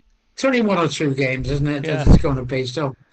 Yeah, Yeah, it gives them a chance to find someone as well. Yeah, I think it's a good way of doing it. Good compromise. My question is, what are your expectations now for him for this season? What do you think? What do you think he can do this season? Not what do you hope he will do. What are your expectations? Not your hopes and dreams. Obviously, you hope and dream he'll turn it around and you'll fly up the table and win the league because everybody else will follow. But that's a dream. That's ridiculous. What I'm saying is, what do you expect of him to do? No, what I answered a similar question on the base, but lost the post somewhere. I don't know where. I have to apologize to the poster. I forgot his username. But I can't seem to recover the posters either. But I would answer it like this: a very successful season for United now would be top 4, like Champions You're League. not going to get top 4. No, listen. Champions League qualification in anyways, either top 4 or winning the Europa League. It would be a very successful season. Realistic would be getting into Europa League at least, like top 5, top 6, whatever gets there, and then an acceptable one would be signs of recovery, like making players play better, maybe figuring some contracts out, moving some players on, and finishing not in Conference League, but below that, because I don't want to play in Conference League. That's too much. And doing decently well in the cups. And Billy, you say we're not going to get into top 4, but it's still early doors. Other teams are also allowed to have a stinker. Yeah, I know that, but the Man United squad isn't good enough to get top 4 for me. Well, Man United squad under 10 7 or 8 teams better than Man United. But you're judging the squad under Ten Hag. It's gonna be under Amorim. And who's better? I see the 3. There's 3 obviously clearly better than the rest: Arsenal, Liverpool, and Manchester City. Yeah. After that, Tottenham are a better side, Tottenham are a better side. No, Tottenham are not a better side. They're not even that much higher in the league. Yeah, they've not been playing well You this you season. do rea- no, you do realize that there is a genuine threat. Postecoglou doesn't finish the season as their manager. Yeah, There's already murmurs and rumors around his job. Yeah, they've yeah, really I know got there is, but I think what eighth. I think he's doing all right with Tottenham. To be Well, honest with you, at the moment, they've lost 3 of the last 6 and in the league. yeah, And also, I'm Billy, not saying they're great. you say they're doing all right and they have on paper a better squad and a better team than United. But if like there's only 2 points between them and us. Mm.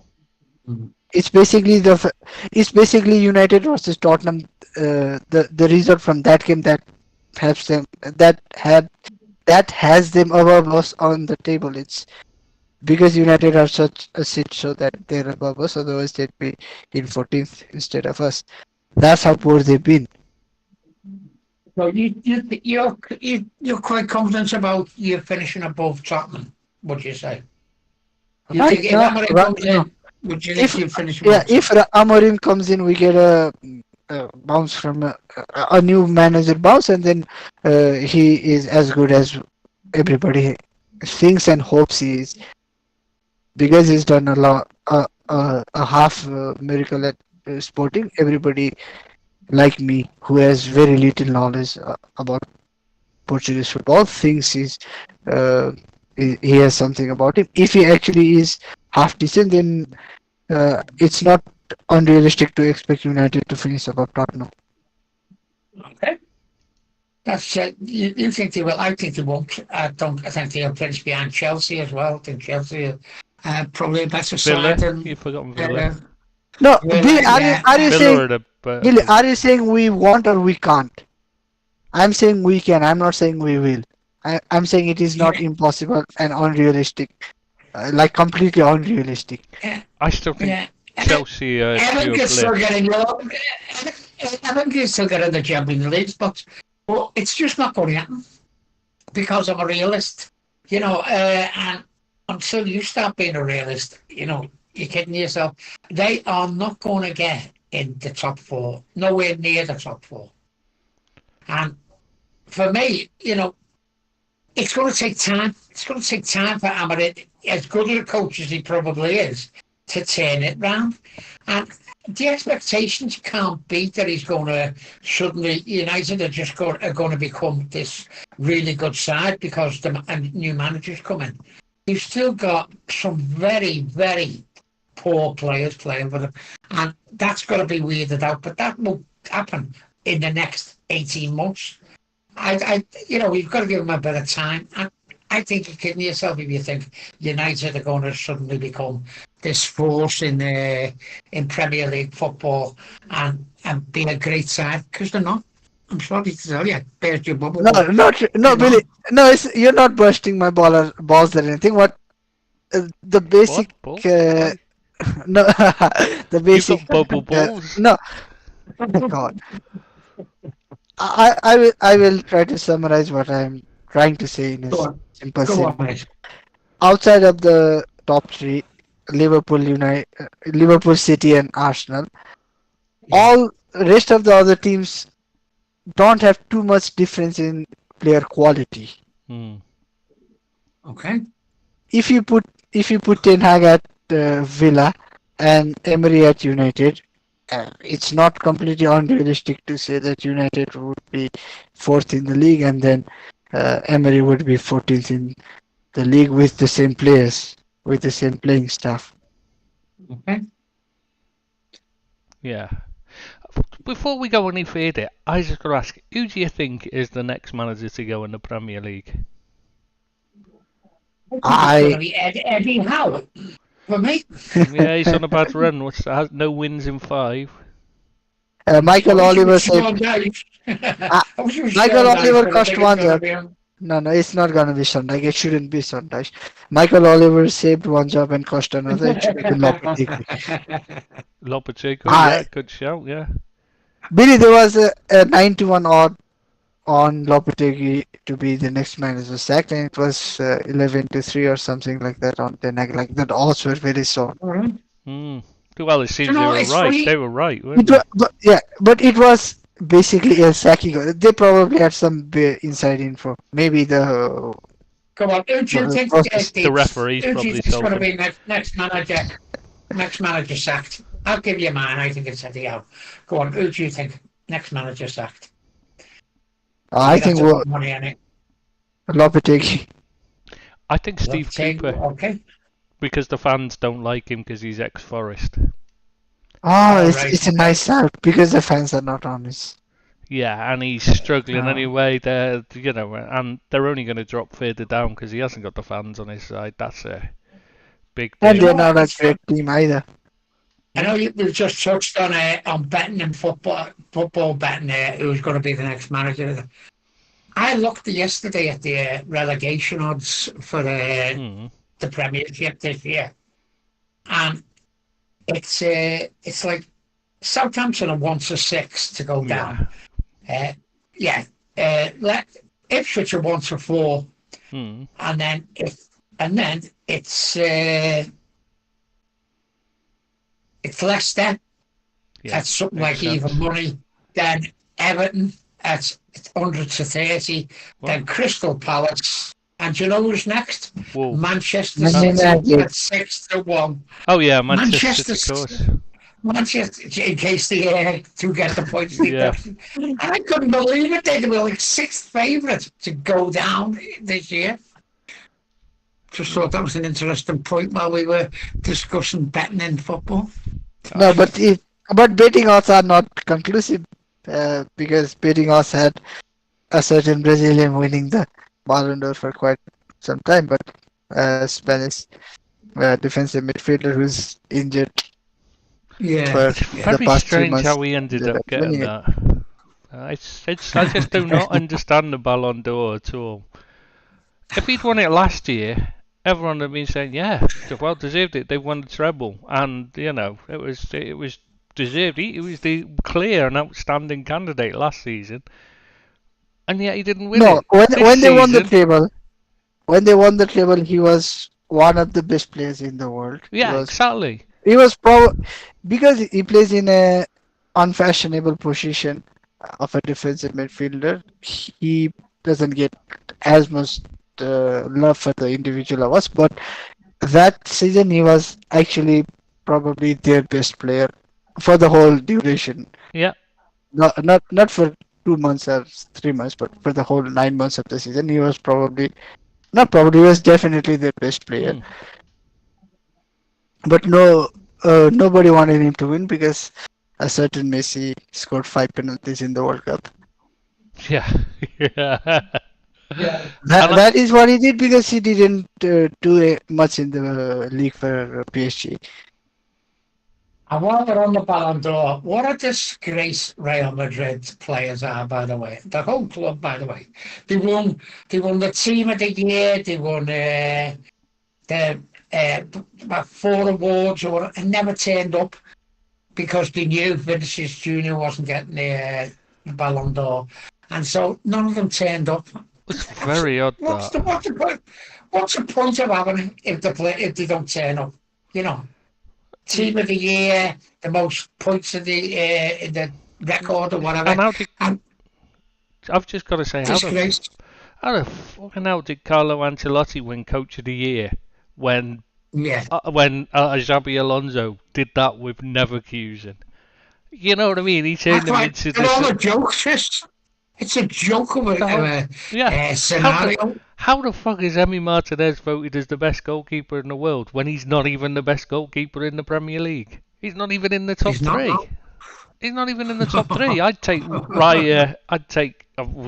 Obviously, I'd take Alisson above him because he's by far and away the best in the world. But I'd take Raya above him as well, and Edison, yeah. Edison. Edison or Ortega? There's a question. Pickford, yeah. No, I wouldn't take Pickford. Neither would I, I'll be honest with you. I certainly wouldn't take Pope either. He's shite as well at Newcastle. That's the only point I was making. It's such a joke. Clip it up. Somebody has to clip it up. Somebody has to clip that up. Christus are called the whole religion of Christianity into question now. Why? Go What? on. You said Nick Oh, Pope. Yeah, yeah. is like Pope is shy. somebody has to clean this up and take this out of context. Yeah. Oh, it's a good job I don't have social media to get slaughtered. Although our son probably, probably get slaughtered for that one. Not that anybody hears this anyway, so that won't matter. Luckily, that might have made us go viral. Somebody actually bothered to listen to us then. I think the current top four in the league has the four best keepers though. All jokes apart, it's Edison, Raya, Allison, and then probably Amy Martinez. Yeah, but he's certainly not the best in the world. And who's this frigging South African Ronwen fella? Williams. Who is this guy?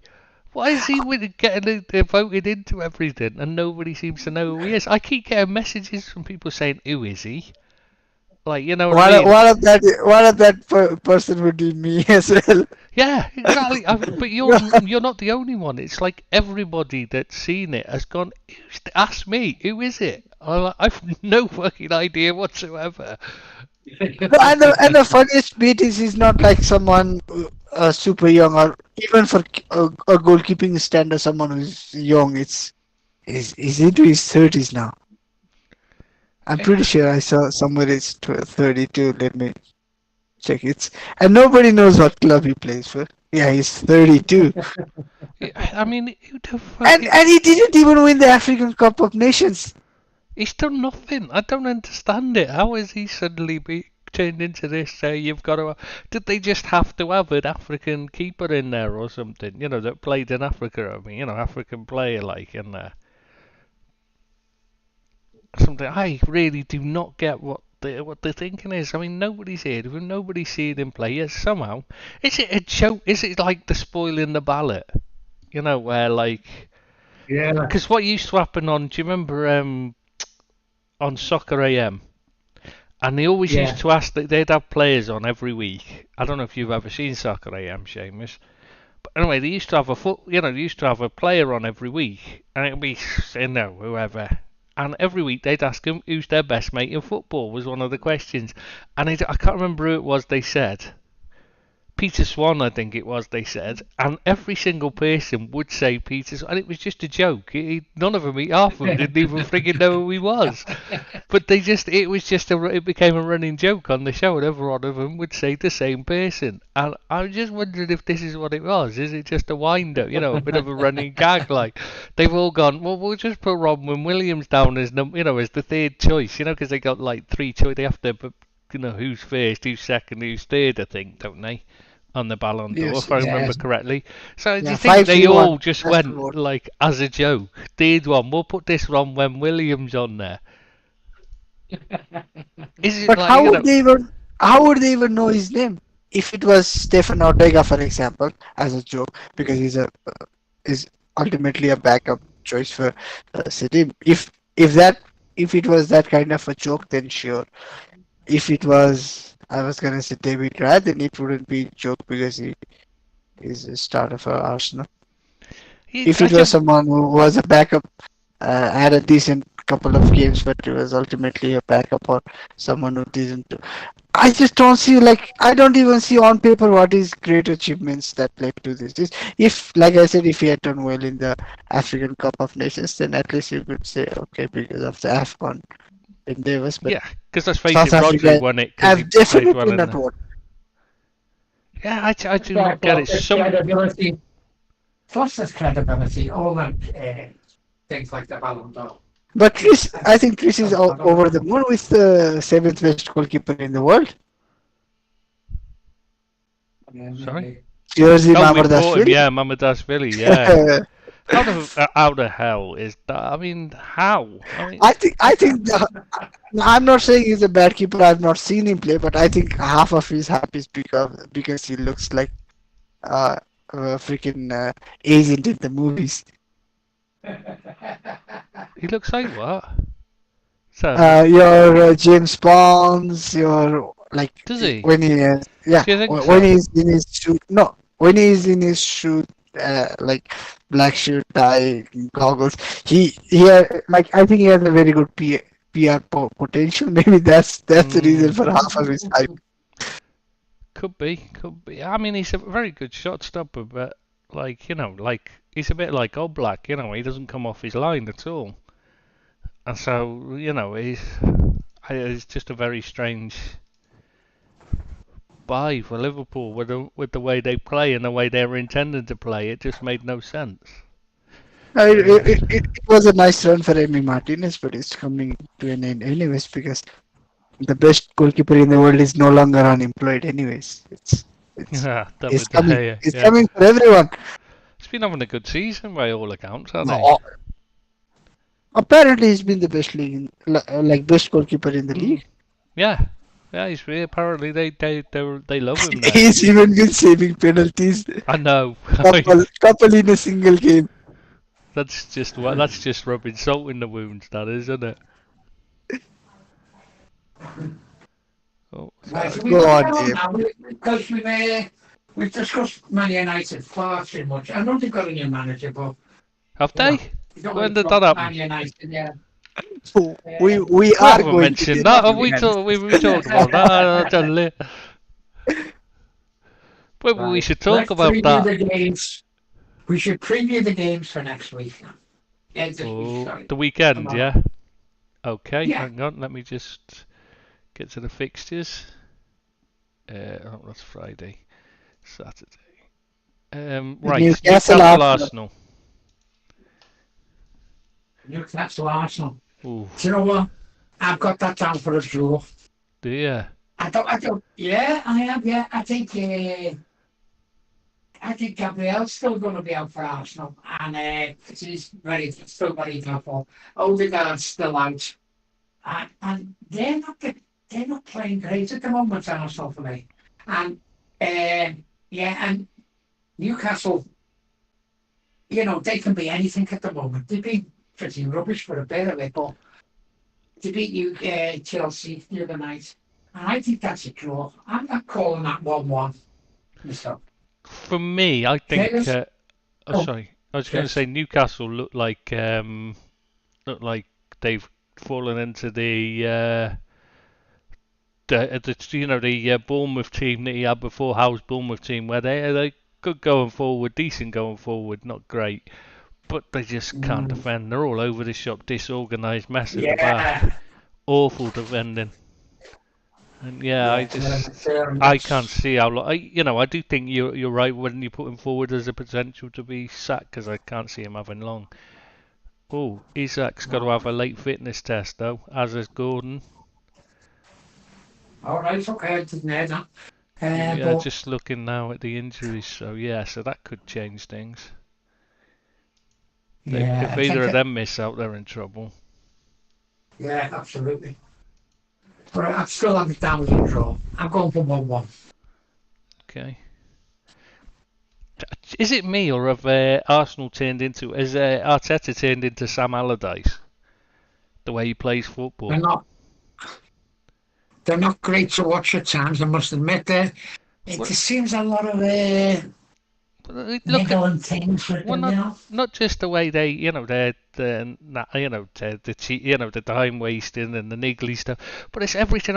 Even the side he's built, they're all big, tall lads, and they play to get set pieces around the box, so they can just lump it into the big lads and hope to score a goal from the bits and pieces. Like it's all percentage football.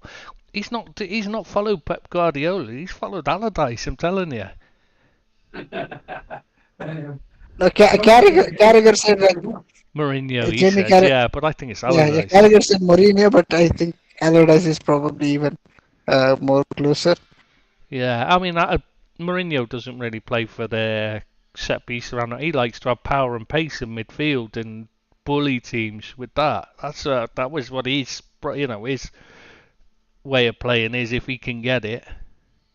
And also Mourinho teams, and Mourinho and your peak Mourinho teams don't consider as much as Arsenal. I know Arsenal have a reputation for being good in defense, but they do tend to concede a goal very easily. Sometimes even a couple. But Newcastle versus Arsenal, the biggest question would be, will the ball be in play for 45 minutes? Yeah. Probably not. Oh, it depends I, on I that. think it might be 35 All the time because wasting. both teams are masters at time wasting. Yeah, it's not a game I'm looking forward to. I've got to admit, I don't know why it's a televised game. It's an early kickoff.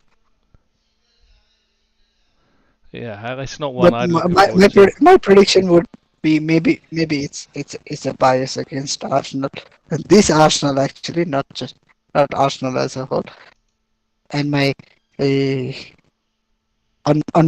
unbound love for Arteta and his football, but I hope it's a 1-0 victory for Newcastle.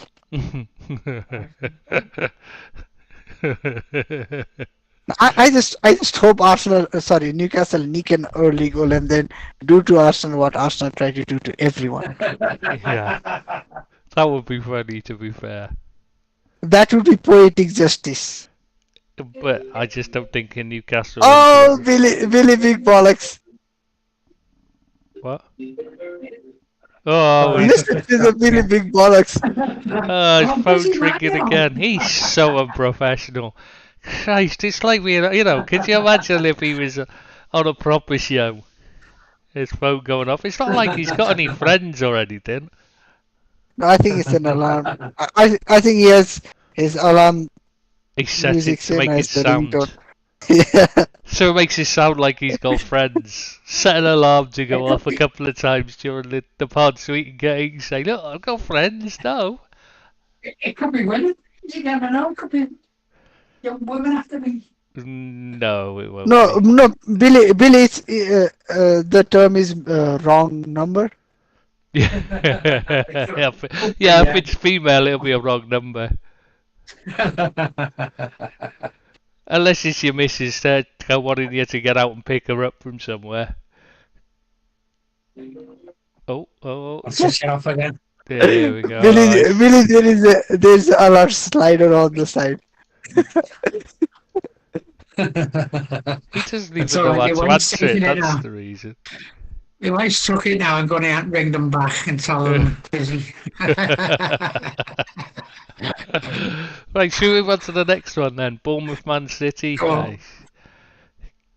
Do you know what? That's another draw for me. I'm afraid. I don't think City are not that great, and No, they're not. they're not easy to beat Bournemouth. And I think that could be another 1-1 draw. I know I keep going for 1-1 draws, but they're not the side they were. They're missing Rodri big time, I think, and I don't think they've got the steel that they had last season and the season before. Do you know what? I think they're on the way down for me, and I think this might be Guardiola's last season as well. Well, don't they claim to have like only 13 players for it? That's what he's saying. Yeah, 13. What he wants to pick, 13 players. 13 outfield players. Riches. They have got riches, but for me, they're not playing great, and I think Bournemouth are hard to beat at times. They've showed, they've done Arsenal the other week, and so I don't think they're all that this year. I did forecast at the start of the season that they wouldn't be champions this year, and I still don't think they will be. Yeah, you think You also Arsenal, forecast. Yeah, it was Arsenal. I did think Arsenal, yeah. I think Liverpool now, I'll be honest with you. But, oh, I hope so, but I'm not Now getting you have more swings than a woman on her periods. Come on. Yeah. I'm just trying to put the muffins on Liverpool. Yeah, that's what I reckon at all. Chris, now that Billy has jumped the gun and gone for his pick, I need to ask you one question. Is De Bruyne back fit? Apparently not. They've said he's not. I'm just going to double check in case I've misread it. The ones who potentially they've got Rodrigo's obviously out, Oscar Bobb's out, Kyle Walker, Jack Grealish, Jeremy Doku, Kevin De Bruyne. They're all ruled out. The ones, and there's 3 that are possible, is Akanji, Gvardiol, and Savinho. All possibly. Though at the moment it because looks if like it was Savinho will be out as well. because if it was gonna be De Bruyne back fit, then it's a 3-0 victory for City and a hat trick for Haaland. But I guess now it's just gonna be a 1-0 victory for Man City again. Yeah, apparently after the international break, they think De Bruyne is back, and Grealish and Walker. But why would they rush De Bruyne back anyways? Because Yeah, up till now it's been all right for them in terms of results.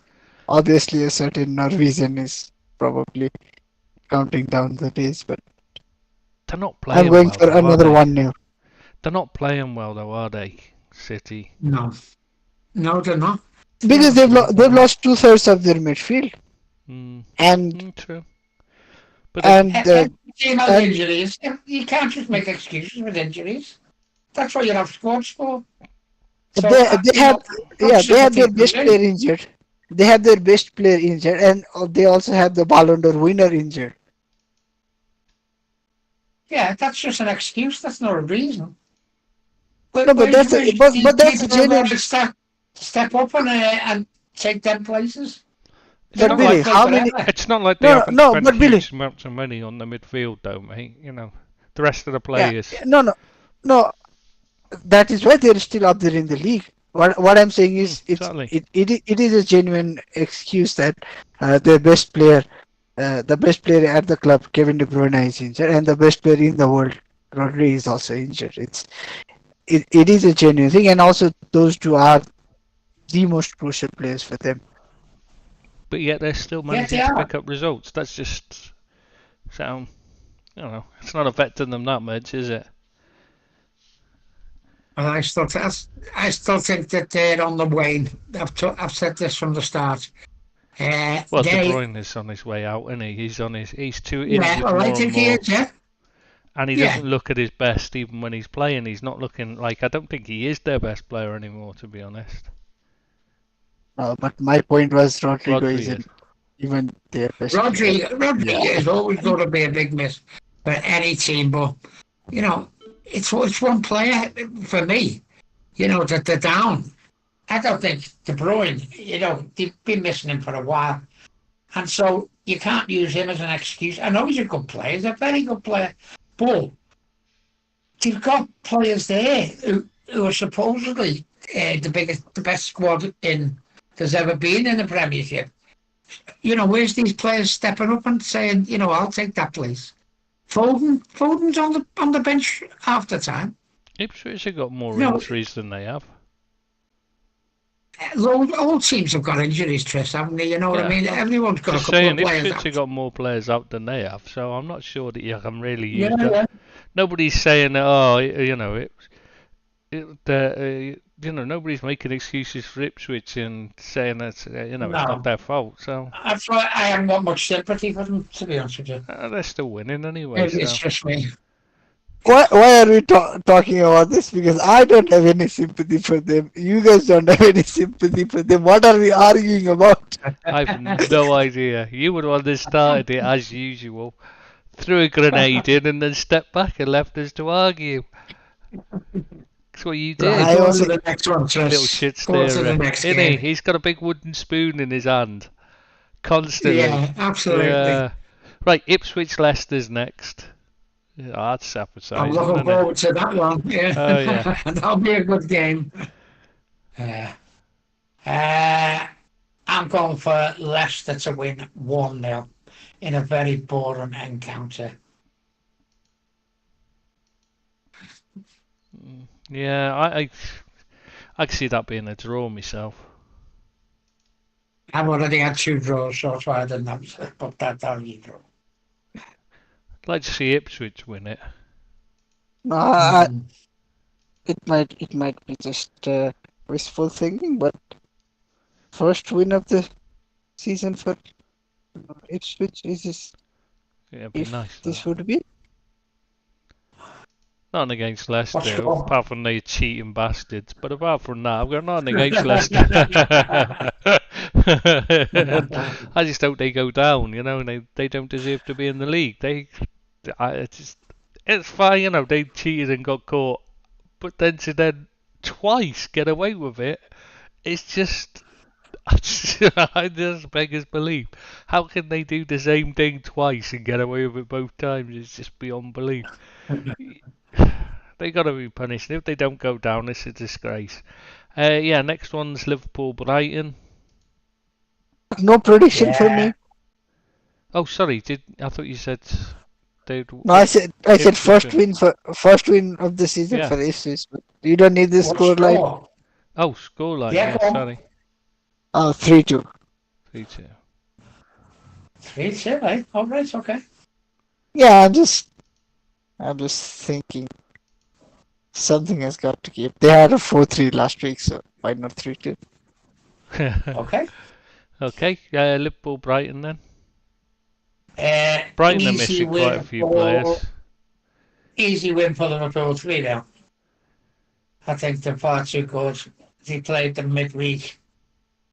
We're far better than them, and yeah, easy Liverpool win 3-0 for me. Okay. Seamus. Seamus?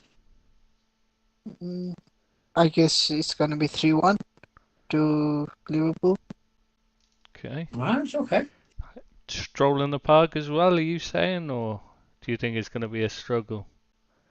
No, I think it's gonna be an early goal for Brighton and then a comeback and ultimately an easy victory for Liverpool. Okay. Okay. Next up, Forest West Ham. Forest West Ham, that's another difficult one, isn't it? Forest are doing West really Ham well can at the be- Not! moment. I think It's they're. not. Yeah, I think Forest. It is will not a walk difficult this. one. Forest are one of like on the basis of results, they're one of the best teams in the league. West Ham Yep. are one of the worst teams in the league. Okay, I'm going to go for a The only 2-1. the only thing is they're missing. Apart from Gibbs White, might be back. Chris Wood might be missing as well.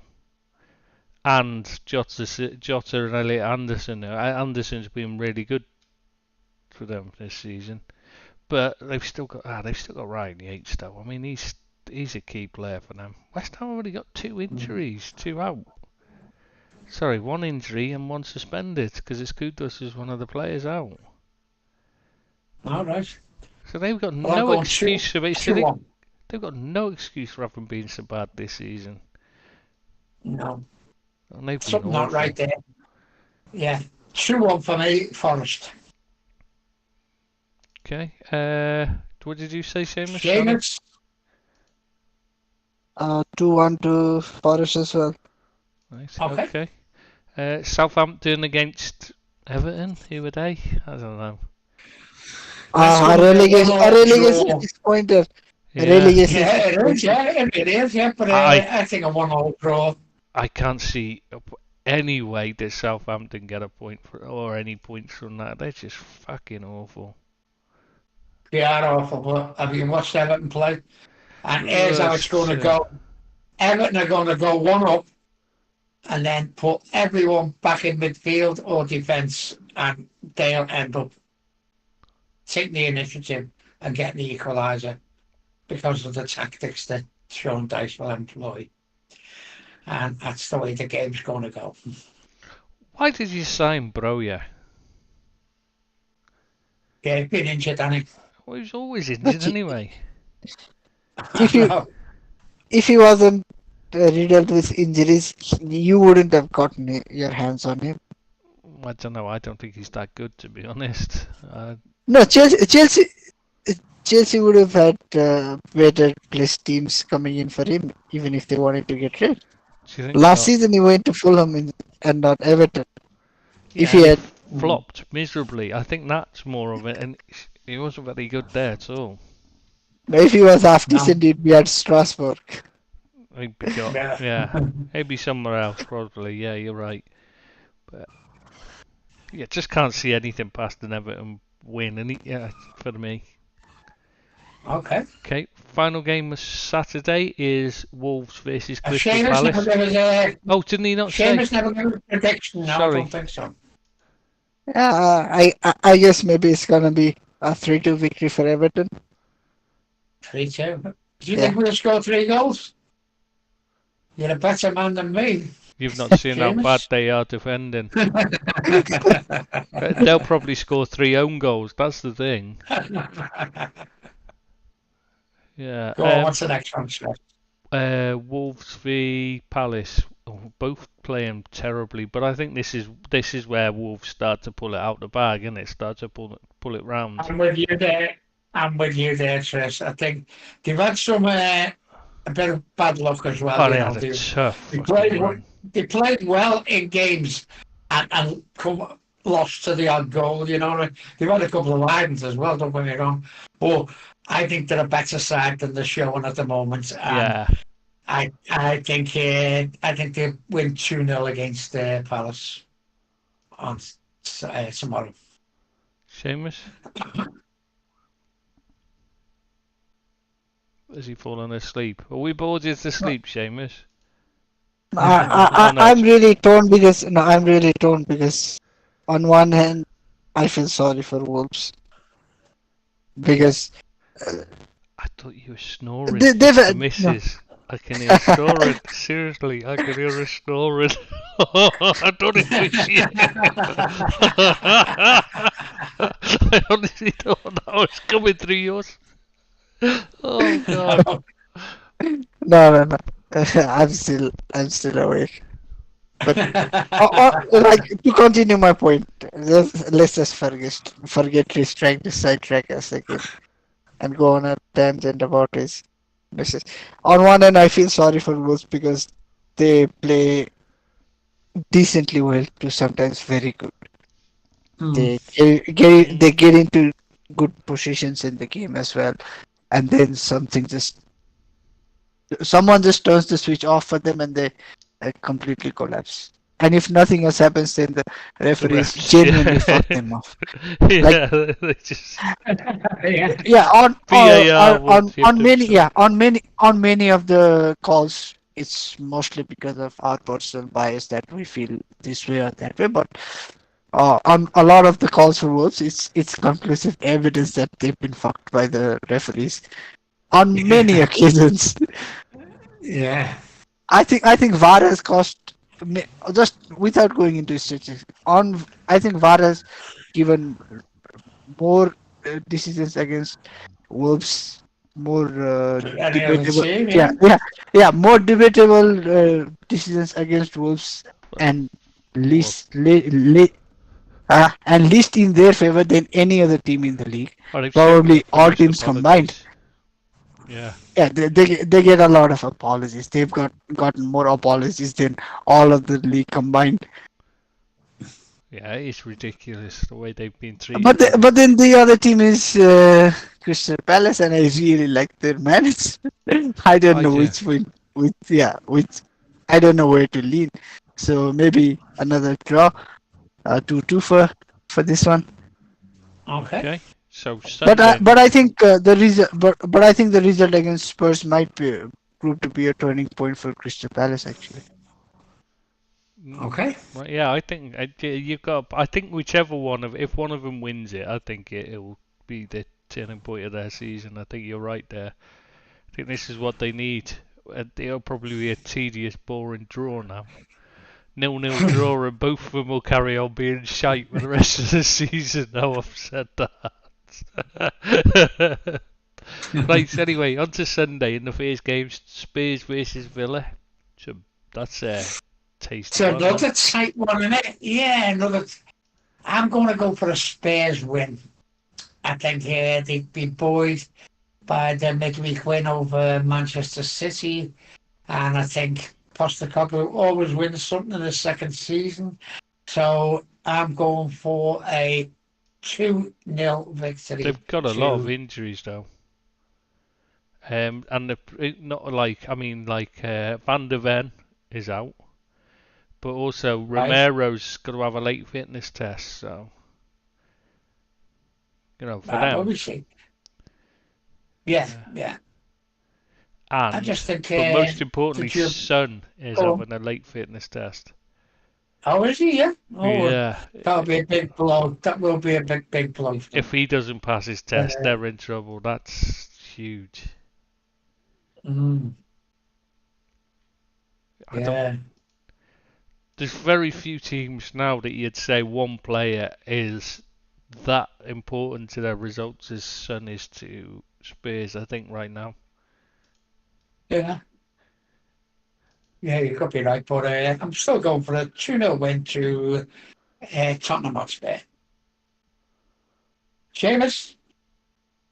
If it wasn't for how was this like Spurs beating Man City, I would have said this was gonna be Postecoglou's last game, but I guess he's gonna rattle on for some more game weeks. But I'm going for a Villa victory. Yeah, Okay. I think that makes sense. A Right, 2-1 victory for Villa. right, okay. And then the second game of the Sunday is Man United versus Chelsea. Bad news for Man United. They've been hampered already. Sancho can't face them. All So right. that's a big disappointment for them. That's a really big blow for you. There it is, Seamus. Yeah, that's the worst news. Maybe we could have gotten an agreement before the window closed that Sancho can play against us. Got to Can't. play. It's the Yeah. rules. It should have been like he is obligated to play, even if he is unfit. No, Yeah. the Premier League changed the rules on loans. Remember, they can't face parent clubs.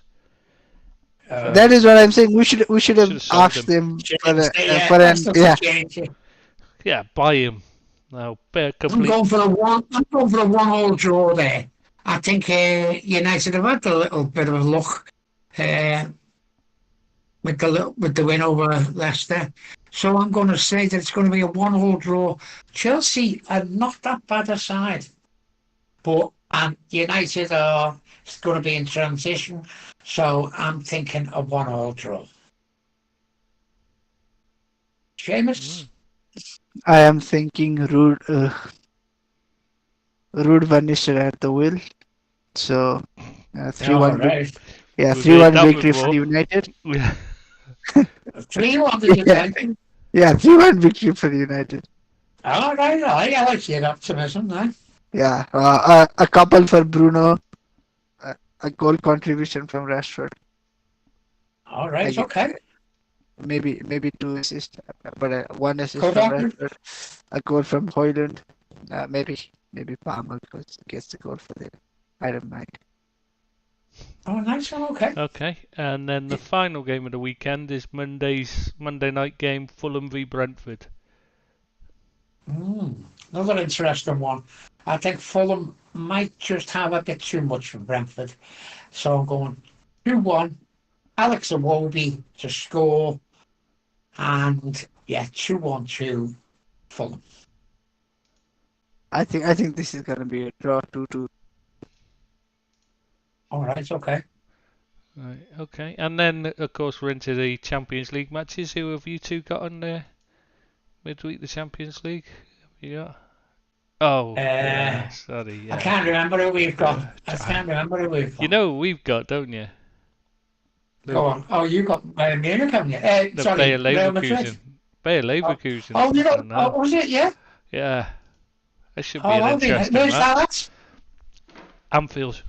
So that should be a good game. Oh, and I'm good. Oh, he should get. Yeah, he should get a nice ovation there. Yeah. Zabby. Yeah, it should be good. I think you'll beat them. Maybe 1-0. They've not been playing as well as they did last season, to be fair. No, they're not. No, they're not. No, but they did have a great season last year, which all credit to them. Yeah, I don't. Alonso. Not good enough to win any awards at the Ballon d'Or ceremony. But yeah. No, Yeah, none of their absolutely not, players no. did either. I mean, how did that happen? How did they not get On the into basis of contention? one game. On the basis of one game, because Yeah. I'm not saying Lookman is a bad player or had a bad season, okay? I'm just saying on the basis of that final, Lookman got into top 15 of Ballon d'Or and nobody from Leverkusen. Unreal. Because people can say Atalanta had a good season, but no club team had a better season in the league, in the top 5 divisions of Europe. Yeah, exactly. There's nobody who could say you guys. I just can't understand how they've not won any awards. I mean, surely Shabby has to be Coach of the Year, and they have to be Team of the Year, surely. I mean, this is never You'd think Fusion, so. for God's sake. It's not I like know. it's, it's... Work miracles. Work Yeah. miracles there, isn't it? Yeah, I'm already gonna say it like now. If Postecoglou can actually deliver a trophy for Spurs, he should be the coach of the year next season. Exactly. Yeah, if we win something with Spurs, that's akin to a miracle, that is. Yeah. No, miracle. No, Chris. Yeah. No. You're wrong, Chris. Miracles can happen. Spurs winning a trophy cannot happen. Yeah, that's true. That's probably a fair point, that Seamus. Fair point.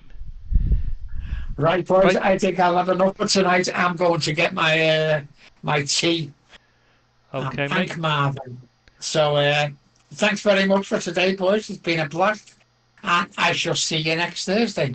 Or see you next time in case Next it's a time, Friday Billy. or a Tuesday or a Wednesday or a Monday or whatever. Saturday, Sunday, who knows? Or maybe in a month's time. Yeah, well, see you next time, yeah. Thanks for listening, Thanks, everyone. Chris. Yeah, Take care, buddy. thanks, Deeps. Ta-ra, mate. Yeah, bye-bye, Ta-ra. Billy. See Take you care. next time, everyone listening. Yeah, Bye-bye. see you next time.